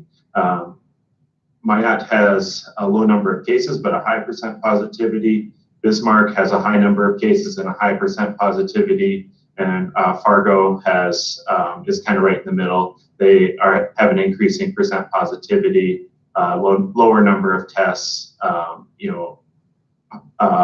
medium number of cases. Yet we're all in yellow. What I've found out in my discussions with the Department of Health is that we don't know how the governor's office is using this dashboard data that they're being provided. So the designations for communities are, partially kind of arbitrary. So we're running into situations where it may look like on the governor's dashboard that, we should be in green and the other communities should be in yellow. But we're all staying in yellow. The other challenge I've had, noticed with the governor's dashboard is that it runs on a 14-day rolling average. So when you see increases or spikes in the community, it takes a very long time for that to be borne out in the data. What it does provide, it provides good lines. So it provides good averages. It moves things over time. So the lines look good. You aren't moving too quickly, but then you may have missed the boat on making policy decisions because of the way the 14-day averages work. That said, the 14-day averages are kind of what the state has to go with because of the rural nature of the state.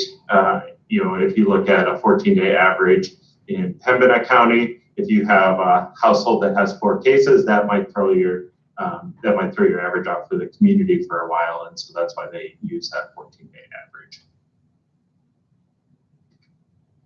I just wanted to compare Grand Forks County as well to some of our peer communities in the state. So looking at a case rate comparison, when we compare ourselves to Cass County has been starting to slightly pass us in the number of new cases, but they have been relatively matching, again, Grand Forks County.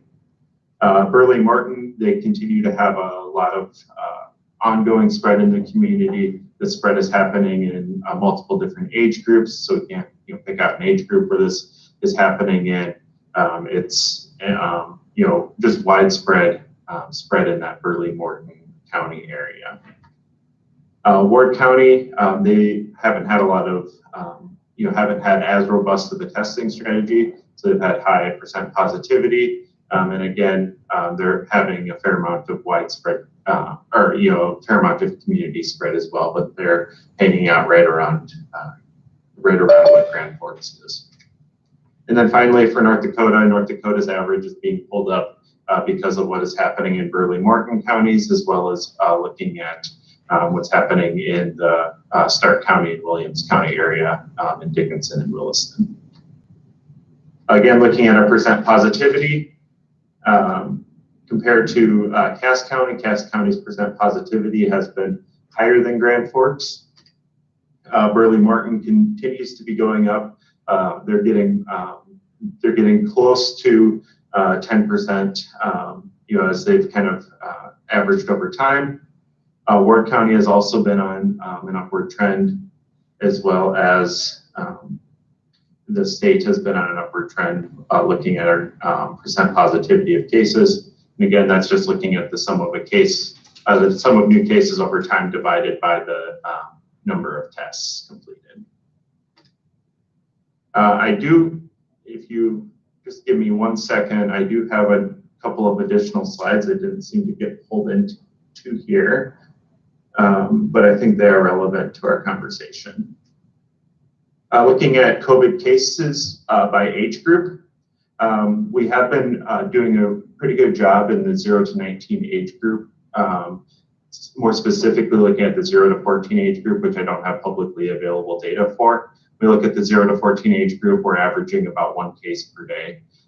When we look at 0 to 19, we get into the college age a little bit more, and so there is a little bit more spread looking at the upper end of that age group. 20 to 29, there still seems to be a fair amount of spread. 30 to 59, so our working age individuals have been on kind of a slow upward trend. And then of most concern to me right now is we also have been seeing kind of an increase in that 60 plus age group as well. So the individuals who, we kind of traditionally think of as highest risk for having harm related to COVID. Comparing the 60 plus age group, comparing Grand Forks County to other counties, Cass County has been on an upward swing as well with Grand Forks. Ward County has had higher case counts in that 60 plus age group.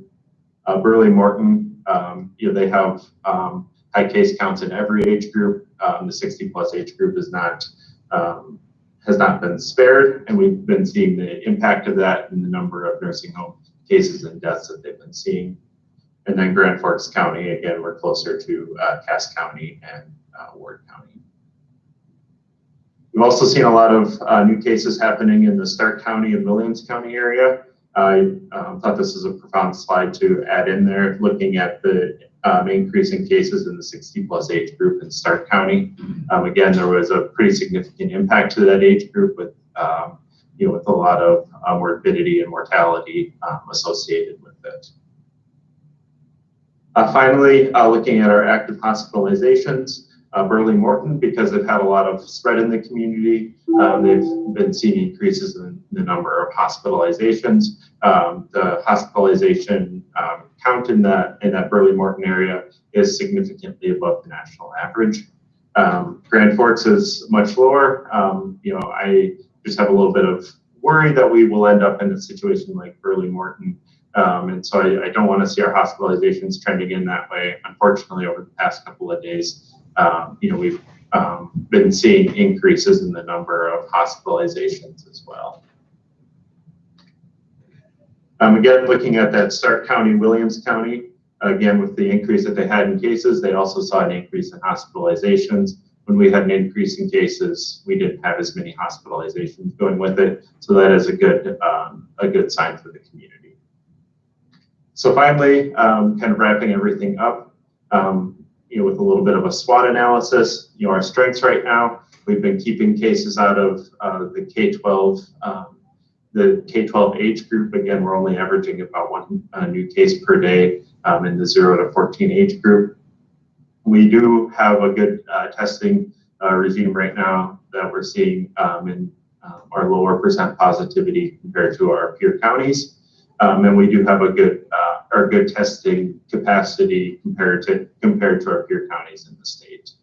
Our weaknesses right now, we seem to have adjusted to kind of creating a new normal in our numbers. I don't want to say we're creating a new normal. We're creating a new normal in our numbers that we're seeing our case numbers hang out right around that 25 to 30 to 40 per 100,000. Whereas previously, when we weren't having a lot of COVID activity, we were staying below 10 per 100,000. That is one of the areas where I don't want the community to get complacent on because that does end up hitting other numbers later on, such as hospitalizations, deaths, things like that, if we are going to get used to this number. Our opportunities, the governor over the past couple of weeks has placed a large emphasis on long-term care testing. The bad part about that is that has delayed testing for individuals who are symptomatic, who are getting tested at places like Ultra and Spectra. And so we have individuals who are symptomatic having a lot longer wait time to get their test results. Some people don't follow the recommendation for isolation in the meantime.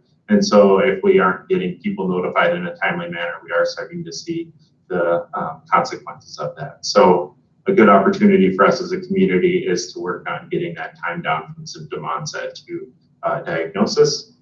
And then the biggest threat that I continue to see is looking at increases in the 60 plus age group.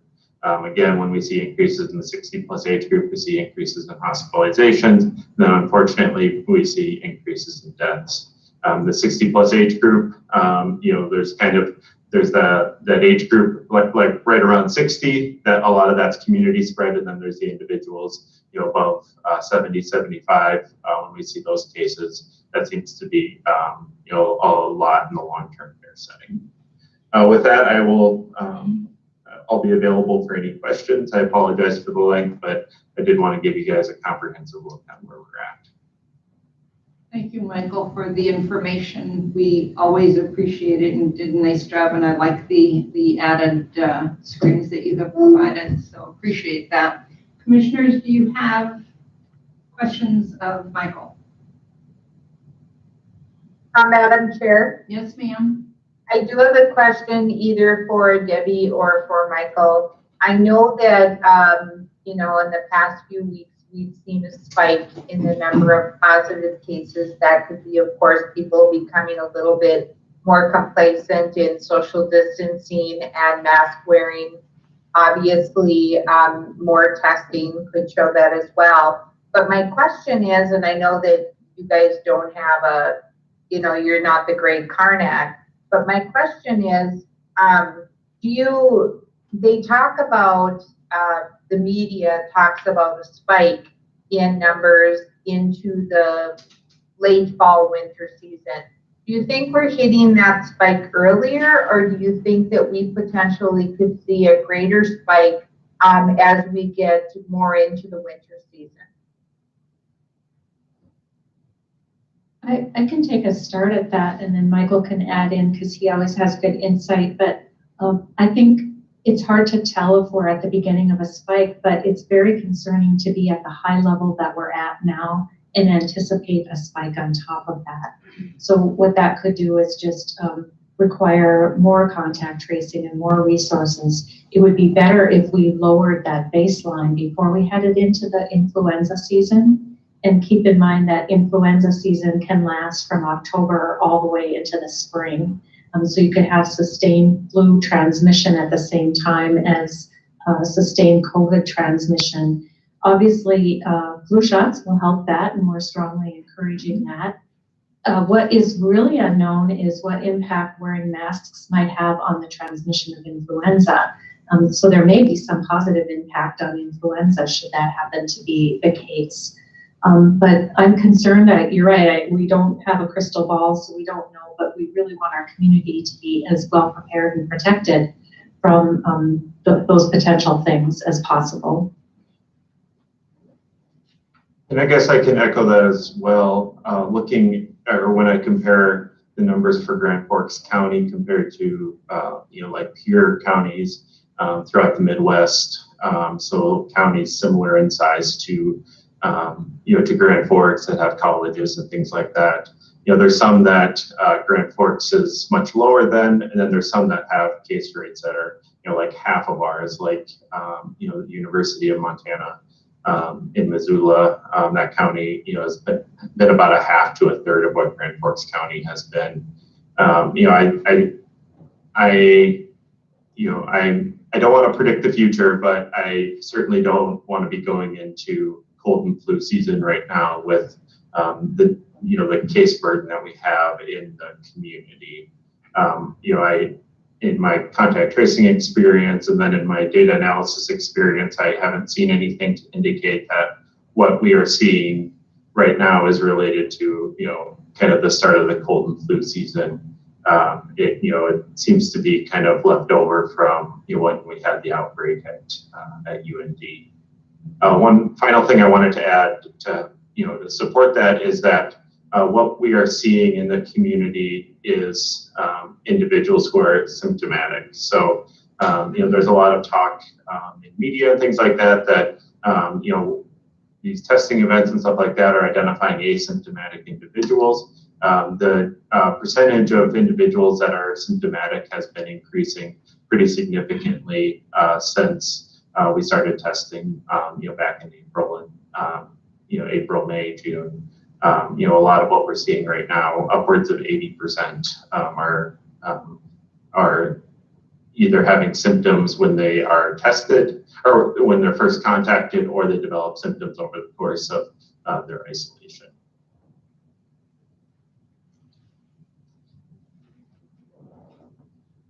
Thank you. Any other questions? I just have a question. Go ahead. Was somebody going to say something? You were first, go ahead. No, go ahead, David. This is Dave, I'll follow you. All right.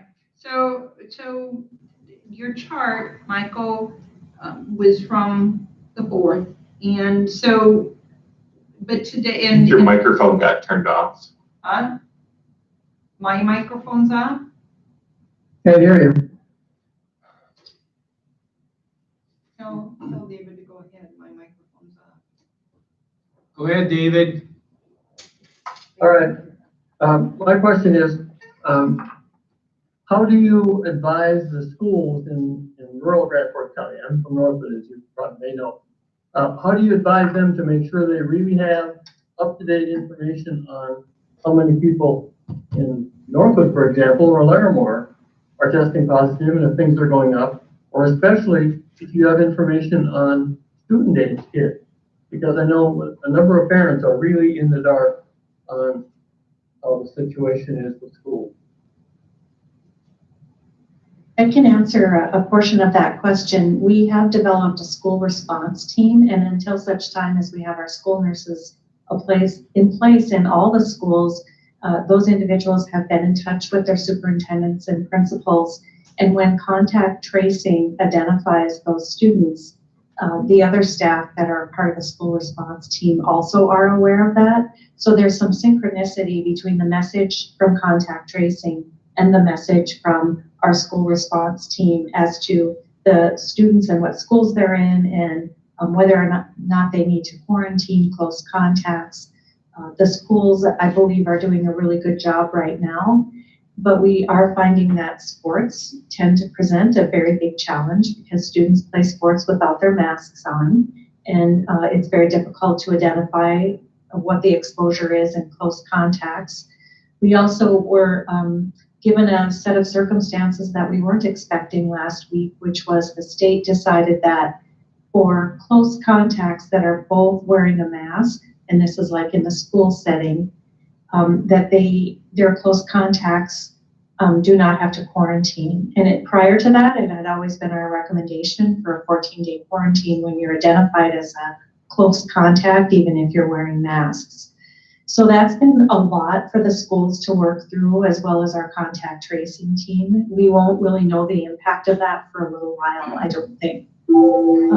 Michael's probably a little bit more well-versed in what's happening in the contact tracing world, but that concerns us. It's not exactly CDC guidance, but it was embraced by some of the school districts that felt that it was keeping too many students out of the school setting and that they were already taking the very precautions. As a follow-up to that, if a family member at home tests positive, how about the school kids in that family? Should they be quarantined? Yes, because they're a household contact. So this does not apply to household contacts. It's just Okay, in the close contact definition. And unfortunately, I'm in a spot where I'm unable to provide data at less than a county level, except, with prior approval from the state. So, I gave you an idea of where we're at, and that's kind of a good, indicative, indicative idea of, how many cases or what percentage of the cases that we're seeing are outside of Grand Forks or within Grand Forks. So I'm a little bit limited there. In the Northwood area, I would keep an eye on both Trail County as well as the Nelson Griggs area, because that does, we have noticed in some of our contact tracing and things like that, that there's a lot of, there's a lot of community in that area. And so if you're seeing cases in, Nelson and Griggs and in Trail, that might give you an idea of what could be happening in that corner of Grand Forks County. Thank you. Any other questions, commissioners? Okay, so hopefully you can hear me this time, but Michael, with the screens that you showed, they were from October 4th, and that had us in Grand Forks County with an overall score of 1.9. but the information that we received today with our numbers, that has moved upward, and now we're at a 2.1% overall score. What caused that? So the increase from the 1.9 to 2.1, I apologize. I realized about halfway through the presentation that I had put up the wrong slide, so I do apologize for that. But I'm glad you have the scorecard for today. The biggest change that happened was there was an increase in the percent change of cases. So we had an increase in cases in Grand Forks County that didn't raise our case score because our case score is already maxed out at 4, or in that red category. But we had an increase in cases. So we had, I believe it was a 42% increase in cases. And so that changed that percent change category up to the red category, and so that added onto the score. So that increased it from the 1.9, it added on an extra 2 points, and so, or 0.2 points, and so that moved us up to the 2.1.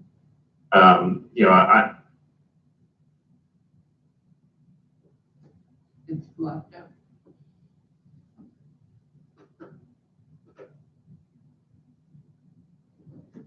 Michael, can you hear us?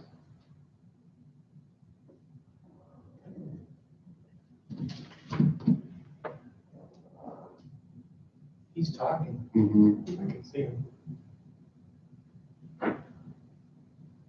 The percent change kind of getting used to. I think it's on his end. This is what it's done every time. Mm-hmm. They're still going. And they just keep talking on their end, so it's got to be in here.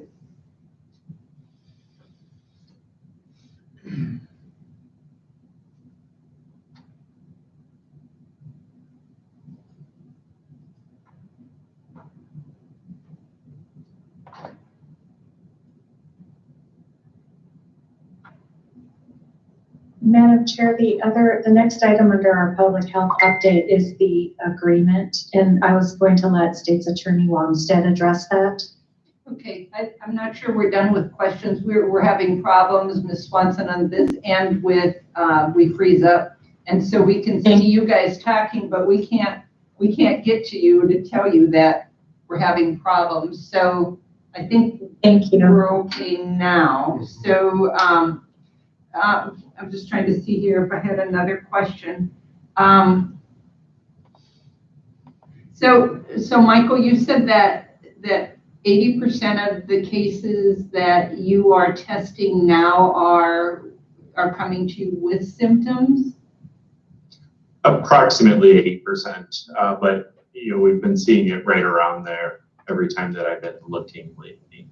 So how based on our, I don't even know how to word this, based on our daily positivity rates and the numbers of tested,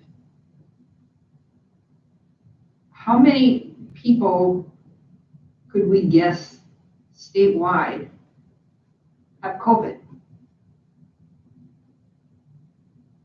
That's a hard, that's a hard estimation to make. When we look at North Dakota, the advantages we have in North Dakota is, our testing availability is excellent. So, if a person wants a test, they should be able to get a test. That's particularly the case in Grand Forks County, and I understand that to be a case statewide. What we've been running into lately is that there are individuals who are foregoing testing because they don't want to isolate or they don't want to have their family be on quarantine or things like that. That's dangerous to the state right now because that increases the chance that spread's going to keep happening and that we aren't going to identify it. The reason why the strategy that the governor has provided is that we're going to do a lot of very robust testing, and we're going to contact trace, and we're going to isolate individuals and quarantine people that are at risk for developing symptoms. And so if we aren't doing that, then we're going to start running into, increasing morbidity, symptoms getting worse, things like that. So individuals kind of showing up at different times in their disease course rather than getting tested early on and having a chance for us to, get in contact with them sooner. So, what we don't want to see happen is, what a lot of the, community or numbers of, estimated community spread are based off of early COVID, and we don't want to end up back in that situation like we were in early COVID, where we're seeing low testing and we're seeing a lot more spread happening in the community than what we're ever able to identify, because then we have people getting a lot sicker. Thank you. And I don't think you heard, because I didn't lose my voice, but we lost connections. But you certainly didn't need to apologize for the different screens. That is why I pointed that out, because so we're fine with that. So just because I had data from today and yours was a little different means nothing. So I wasn't trying to trip you up. So, okay. Any other questions for anyone? Thank you so much. Yes. Madam Chair, this is Tom. Can you, I guess from Michael or Ms. Swanson, give us an idea about hospital beds and ICU beds? To me, that's the most critical number in the state, because once we reach that capacity, the healthcare business is going to have to start making decisions on who gets good care and who doesn't. So are we looking at problems there right now? Do you want me to take this, Debbie? So that is when we put together the dashboard. That's why we wanted to include the hospital capacity as part of it. When we look at, or when we talk to Altru about their hospital capacity, what they always remind us is that hospital capacity goes far beyond licensed beds, because to provide good care, you have to have a licensed bed, you have to staff it, and you have to have all the resources available for it. The trend that's been happening both in this community and throughout the state since COVID has been, there's been a lot of people who have been getting sick and needing hospital care. The weird part is that it's not COVID-related hospital care. So there's been catch-up care that's been happening, so people delaying care and then eventually needing hospitalization instead, or other things that have been happening that have been requiring hospitalization that, our hospitals are quite full right now. They just aren't necessarily quite full right now because of COVID itself. What we are seeing is that, there's some impacts to hospital bed capacity in that we have individuals, hospital staff who are getting quarantined and stuff like that. And then we're also seeing record numbers of sick patients just in the hospital itself, which limit the ability of the hospital to, to accommodate a surge. And so that is kind of the concern right now. That's why we have the hospital at a yellow status, is because, it would take them a while to get up to speed to adjust their operations if we saw a surge in, in patients needing hospitalization related to COVID. Our last number of COVID positive inpatients at Altru was 10 as of yesterday. Thank you. Okay, any other questions for Michael? Hearing none, thank you, sir, for all that you do and for the information that you provide for us. We appreciate it. So thanks. Thank you.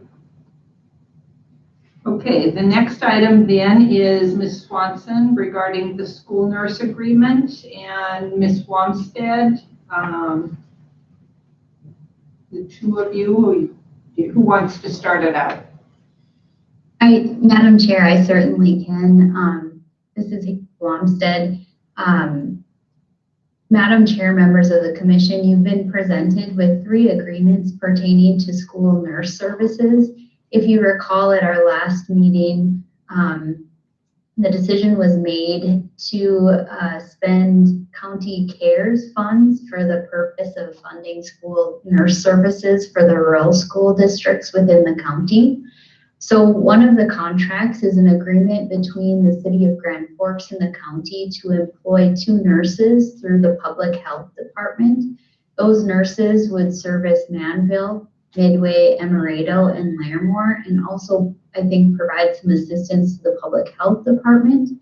The amount for that contract is $178,480. The 2 additional agreements are for the school district of Northwood and Thompson. Each of those are for $34,090 individually. Those school districts, my understanding, and Ms. Swanson could speak to this more specifically, but already employed school nurse services, so this would assist them in covering that expense. So I certainly can answer any questions related to these contracts. All 3 are very similar. The most unique is the one with the city of Grand Forks, because they will actually be employing the nurses through the public health department. However, I would recommend approval and the chair's signature of each of these 3 contracts. Thank you. My one question is maybe for Ms. Swanson, and I'm sure that the city of Grand Forks is aware of this, and so there won't be any problems with them entering into that contract either, is there, that you are aware of, or things that we need to be worried about? Madam Chair, members of the commission, I'm not aware of any concern. I have brought it to the attention of the mayor and the city administrator, and I will be taking the agreement to the city council on next Monday. I wanted the commission to have the first look at it before bringing it forward to the city. The city attorney did make some modifications to it that Ms. Wonstead accepted, and the 3 of us worked out any changes that we felt were in the interests of both parties. So I don't believe that there should be any difficulty. Okay, thank you very much. I appreciate that. Commissioners, you've heard the recommendation from Ms. Wonstead. Do you have any questions? Hearing none, do I have a motion? Move approval, Tom. Okay, we have a motion to approve the school nurse service agreements. Second. And a second. Any further discussion? Hearing none, all in favor signify by saying aye. Aye. Aye. Opposed? Motion carried. Thank you. And then Ms. Swanson, I believe you had, the next item was additional correction center nurse. Yes, thank you, Madam Chair and members of the commission. You have before you a letter request for additional funding to provide additional nursing services at Grand Forks County Correctional Center. As you know, we already have an agreement in place between the city and county to provide services. The only thing that's different here is that the additional funding would be specific to COVID response. The nurses there have dealt with a lot of situations that have required either some isolation or some quarantine, some testing. I know they're doing flu shots there this evening, which are all somewhat COVID-related response activities. And this would simply be an additional dollar amount for the specified time period that I requested it for, just specifically for another nurse to help at the correctional center. I think this would also give us some good relief for the nurses that are there. They have been working some overtime hours, some excessive hours, and it would really help give them some time off, as well as make sure that we are well staffed in the event that anybody becomes ill.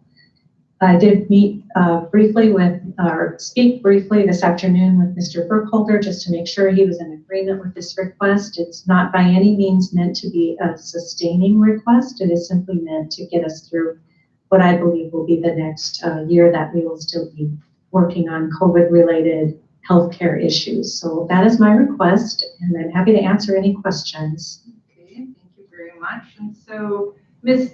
Wonstead, are you in agreement that our current agreement between the city and the county cover this service as well, so we don't need to make any further adjustments on that?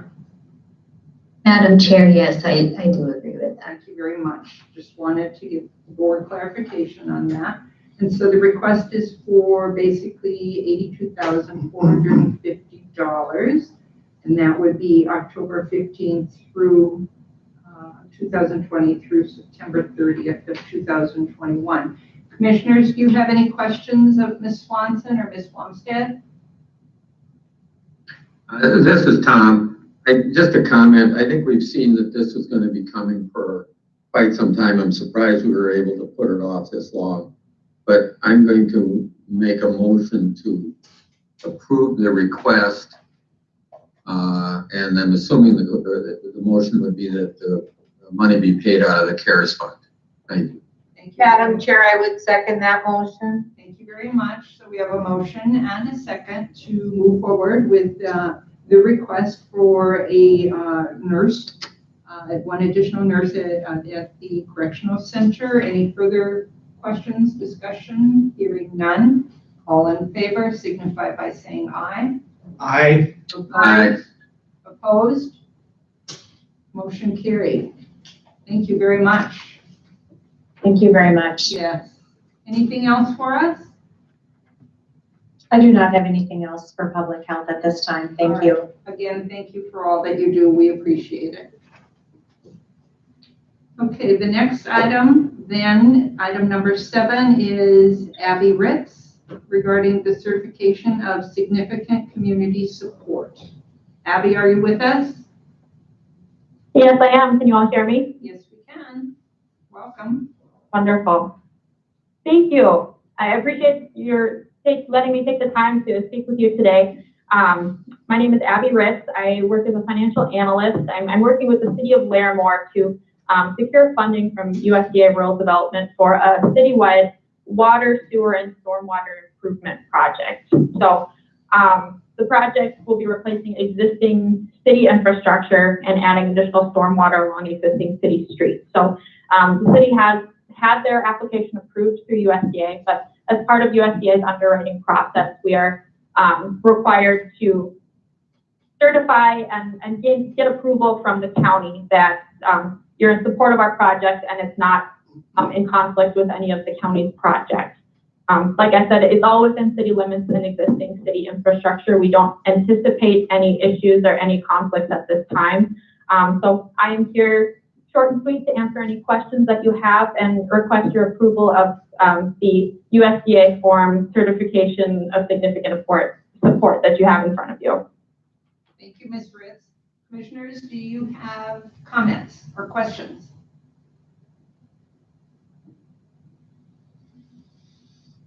Madam Chair, Yes, ma'am. I would like to move approval of this application. Okay, and that is who? This is Commissioner Peach. Yeah, no, I'm sorry. When I said who, I was looking at I was just saying who needs to be signed this, Abby. It says a certificate of significant community support assigned. So would that be anyone in particular or just the chair? I think any chair should be fine. All right. So Ms. Peach, is your... Then I would move approval of the application and have the chair sign this. Thank you. Do I have a second?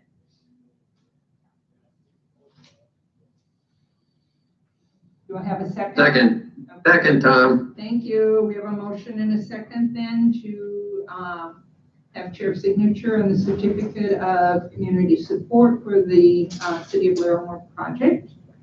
All in favor signify by saying aye. Aye. Aye. Opposed? Motion carried. Thank you, Ms. Ritz. Thank you very much. I appreciate your time. Yeah, take care. Yep. Okay, next item is number 8, and that's highway engineer. Nick, are you on the phone? Madam Chair, I am. Can you hear me? Welcome, yes.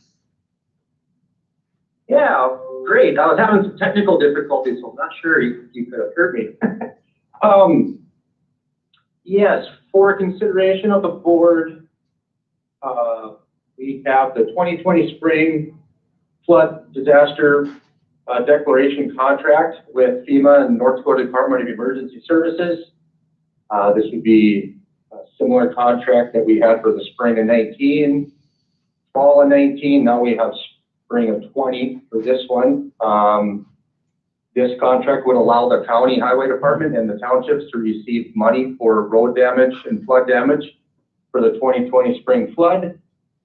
Contract was reviewed by our state attorney, Ms. Wamstead, and I would ask for approval and if there are any questions. Thank you. Does anyone have any questions for Nick? Hearing none, would anyone like to make a motion? This is Dave, I'll move approval. Okay, we have a motion then to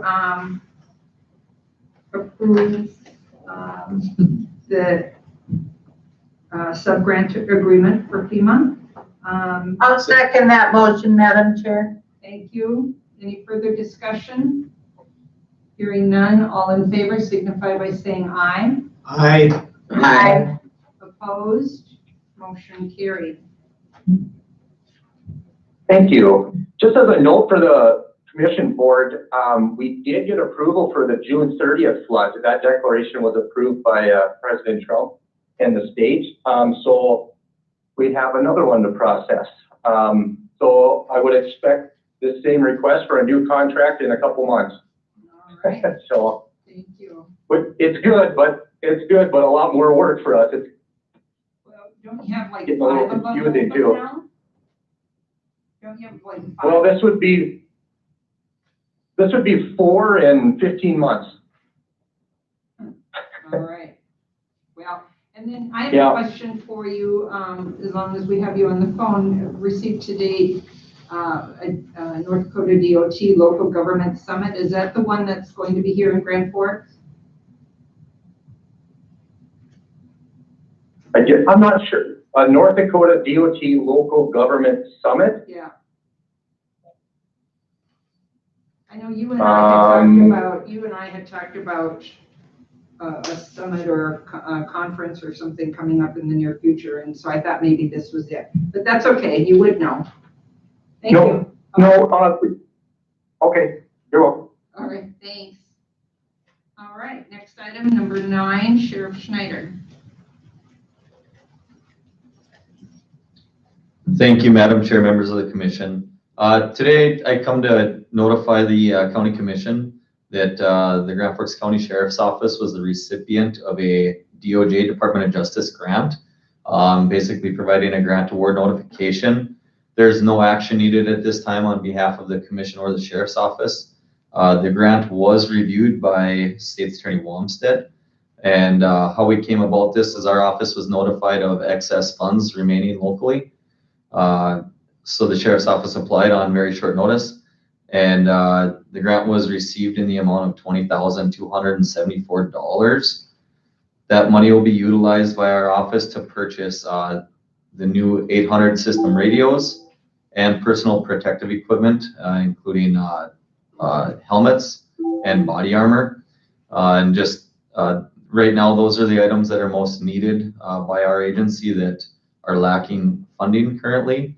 As noted, probably about 6 weeks ago, Councilman Weigel came to the commission, and Commissioner Peach mentioned something along the lines of every officer should have helmets and tactical body armor, which our office's armor was all outdated by about 18 years. We're talking the rifle rated plates that we have, and we don't have any helmets, and our office is working diligently to obtain grants and funding to purchase those for each patrol vehicle. So this will help with those purchases. Great.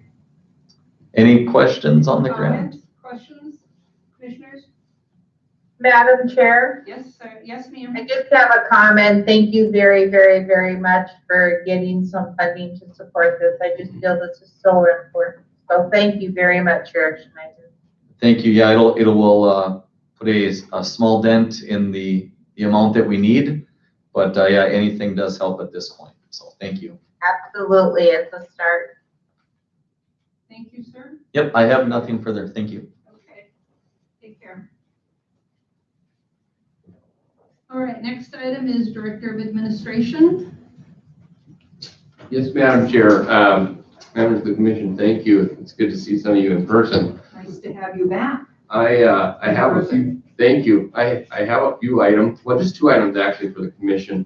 We'll probably wind up readdressing the Grand Sky issue at a later date. The first is the Greg's lawn care and snow removal contract. Ms. Wamstead and I, we reviewed the contract and we agreed that we need to point something out to the board here tonight because we have a policy decision, or you have a policy decision rather. When the county advertised for bids from snow removal companies, it was a 1-year term. And Greg's Lawn Care, their contract calls for a 3-year commitment, which is an industry standard.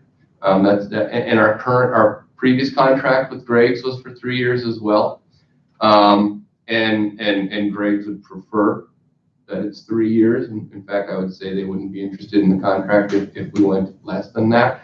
So even though the last contract was 3 years, even though this is an industry standard, being we advertise it for 1 year and it's a 3-year contract, it's really up to you, Madam Chair, and the members of the board if you want to accept that. I would recommend you accept it because we only received 1 bid, which was Greg's, and it's October, and we don't want to have to do the process all over again. So I would recommend, as long as Ms. Wamstad's okay with it, I would recommend approval and chair's signature on that contract. Ms. Wamstead, my concern is that if it had been a 1-year contract, maybe that it could have gone extended to a 3-year contract, maybe somebody else might have been interested in putting in a bid. So we're going to lean on you for your expertise and recommendation. Madam Chair, members of the commission, as Mr. Ford indicated, it was bid for a 1-year period. There's no legal requirement that the commission bid a contract like this. And so if the commission wished to engage Greg's Lawn Care service for longer than the 1-year period, it is a policy decision for the commission. We believe there's nothing prohibiting the commission from doing so if that was the decision that you wish to make. Thank you. And then Mr. Ford, were there any problems during the past 3 years with Greg's Lawn and Landscape?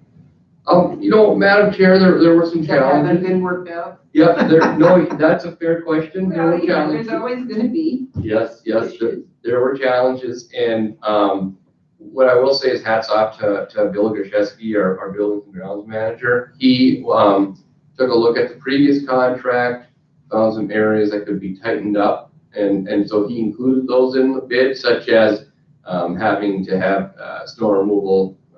I think it was at an active level of 1 inch, has to be done before 8 o'clock when county employees are here, ready for business, customers are here, ready for business. So he was able to mitigate a few of the challenges we had just in addressing it in the contract and the ad for bid. It's from what I hear, you talk to probably any entity, any institution, they can find something to, yeah. So to answer your question, there were challenges. I think they've been addressed by Mr. Grzeszewski. Thank you. Mm-hmm. Commissioners, do you have any comments or questions? Madam Chair, I would move for approval of the snow removal contract for a 3-year period. Okay, we have a motion. Did everybody hear that? I would second that motion, Madam Chair. Thank you. We have a second. Any further discussion? Hearing none, all in favor of approving Greg's Lawn Care or Greg's Lawn and Landscape snow removal contract for 3-year period, signify by saying aye. Aye. Aye. Aye. Opposed? Motion carried. Thank you. The next item was a change order from Tech America Dakota, but it became very time sensitive. So I can state that Chair Knopf and Ms. Nelson and Mr. Grzeszewski They took care of it, and so it was able to save the county some significant funding. So we can skip that one, Madam Chair. The next one is the first floor south renovations, which also encompasses an area on third floor, second floor, and the state's attorney's office. So I had originally sent the board the contract, which for one thing actually had my name as the signator, which we can't have. I sent the board, and I'm going to apologize, I sent the board the updated contract around, I want to say 2 o'clock. What wound up happening between the time I sent the board the contract in my email on Friday and now, Ms. Wamstead and I had a number of conversations. There were some things that we needed to, we felt, especially Ms. Wamstead felt we needed to address with ICON.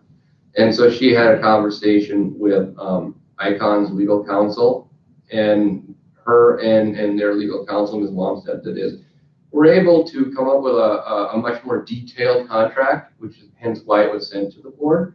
A couple of things that we needed pointed out that are addressed in the contract that was emailed out is that we needed a much more detailed scope of work than what was originally in the contract. We also needed to identify what was in kind and what would be looking to be charged, and I'll come back to that, members of the commission. We also wanted some statements of phase work and what's been done to this point, what else needs to be done to this point, and then of course addressing the signature line. Why is ICON asking for a contract? Simply put, when we reached out to them about the county restart and mitigating COVID concerns, they were happy to do it in kind, because really what it was we're gonna assess where you need as a county to put sneeze guards for employees. We're going to probably tell you where you should rearrange furniture in common areas and where we can put more sanitizing stations. Pretty simple scope of work. Well, with the county opting to go with the more permanent fix, which would be some security issues or vulnerabilities rather in the first floor south, the security vulnerabilities, third floor, second floor, and the state's attorney, the project became much bigger and much more complicated. And so after I had a discussion with Mr. Blixit at ICON, I understood and appreciated where he was coming from. So I encouraged him to send the contract so that we could discuss it. I could discuss it among the board and get a decision there. I think, Ms. Wamstead, if you can correct me if I'm wrong, so far, being ICON have put in about 22 hours of pro bono work, which equated to about $11,780. ICON is estimating there's about another $8,700 to be charged for their architects and engineering fees. So that's coming up with the scope of work. That is coming up with designs. That's managing the project, which we want them to do. We wouldn't want, for example, myself managing the project. That wouldn't work well. So it's a very standard architects and engineering contract. And does that sound right, Ms. Wamstead, how I broke down the costs? Madam Chair, members of the commission, Mr. Ford, I would agree that's the information that ICON has provided to us. The one thing I would add is my understanding from speaking with Mr. Ford is that it's his request that the costs of these services come out of CARES Act funding. Yes, thanks, Ms. Wamstead. So originally, when the board decided to take a look at I believe it was a $60,000 estimate that was going to be paid through the CARES Act money. So that would be my recommendation this is just part of that same project, we tack it on. That being said, I'm well aware of the last minute submittal of this contract to the board. And it's completely up to you if you want to review it, table it, come back to it, revisit it. I was hopeful that this project would have been nearing completion by October, but we are here currently. So I'm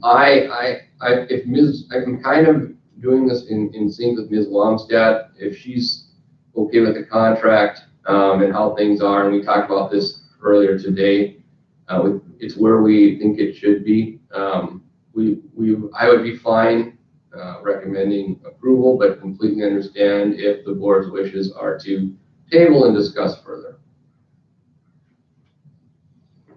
Thank you, Mr. Ford. And my only comment on that is that we have is it January 1st? January 4th. January 4th reopening plan Yes, tentatively, and so I think time is of the essence if we're going to move forward with this project. So that's the only comment I'll make on it. Commissioners, do you have any comments you want to make? Thoughts? I agree with Chairman Knopf. Time is of the essence. Thank you. Is that a motion, sir? Certainly, we can take it as that. Okay, we have a motion. Do we have a second? Second. I'll second that, Madam Chair. Thank you. Any further discussion?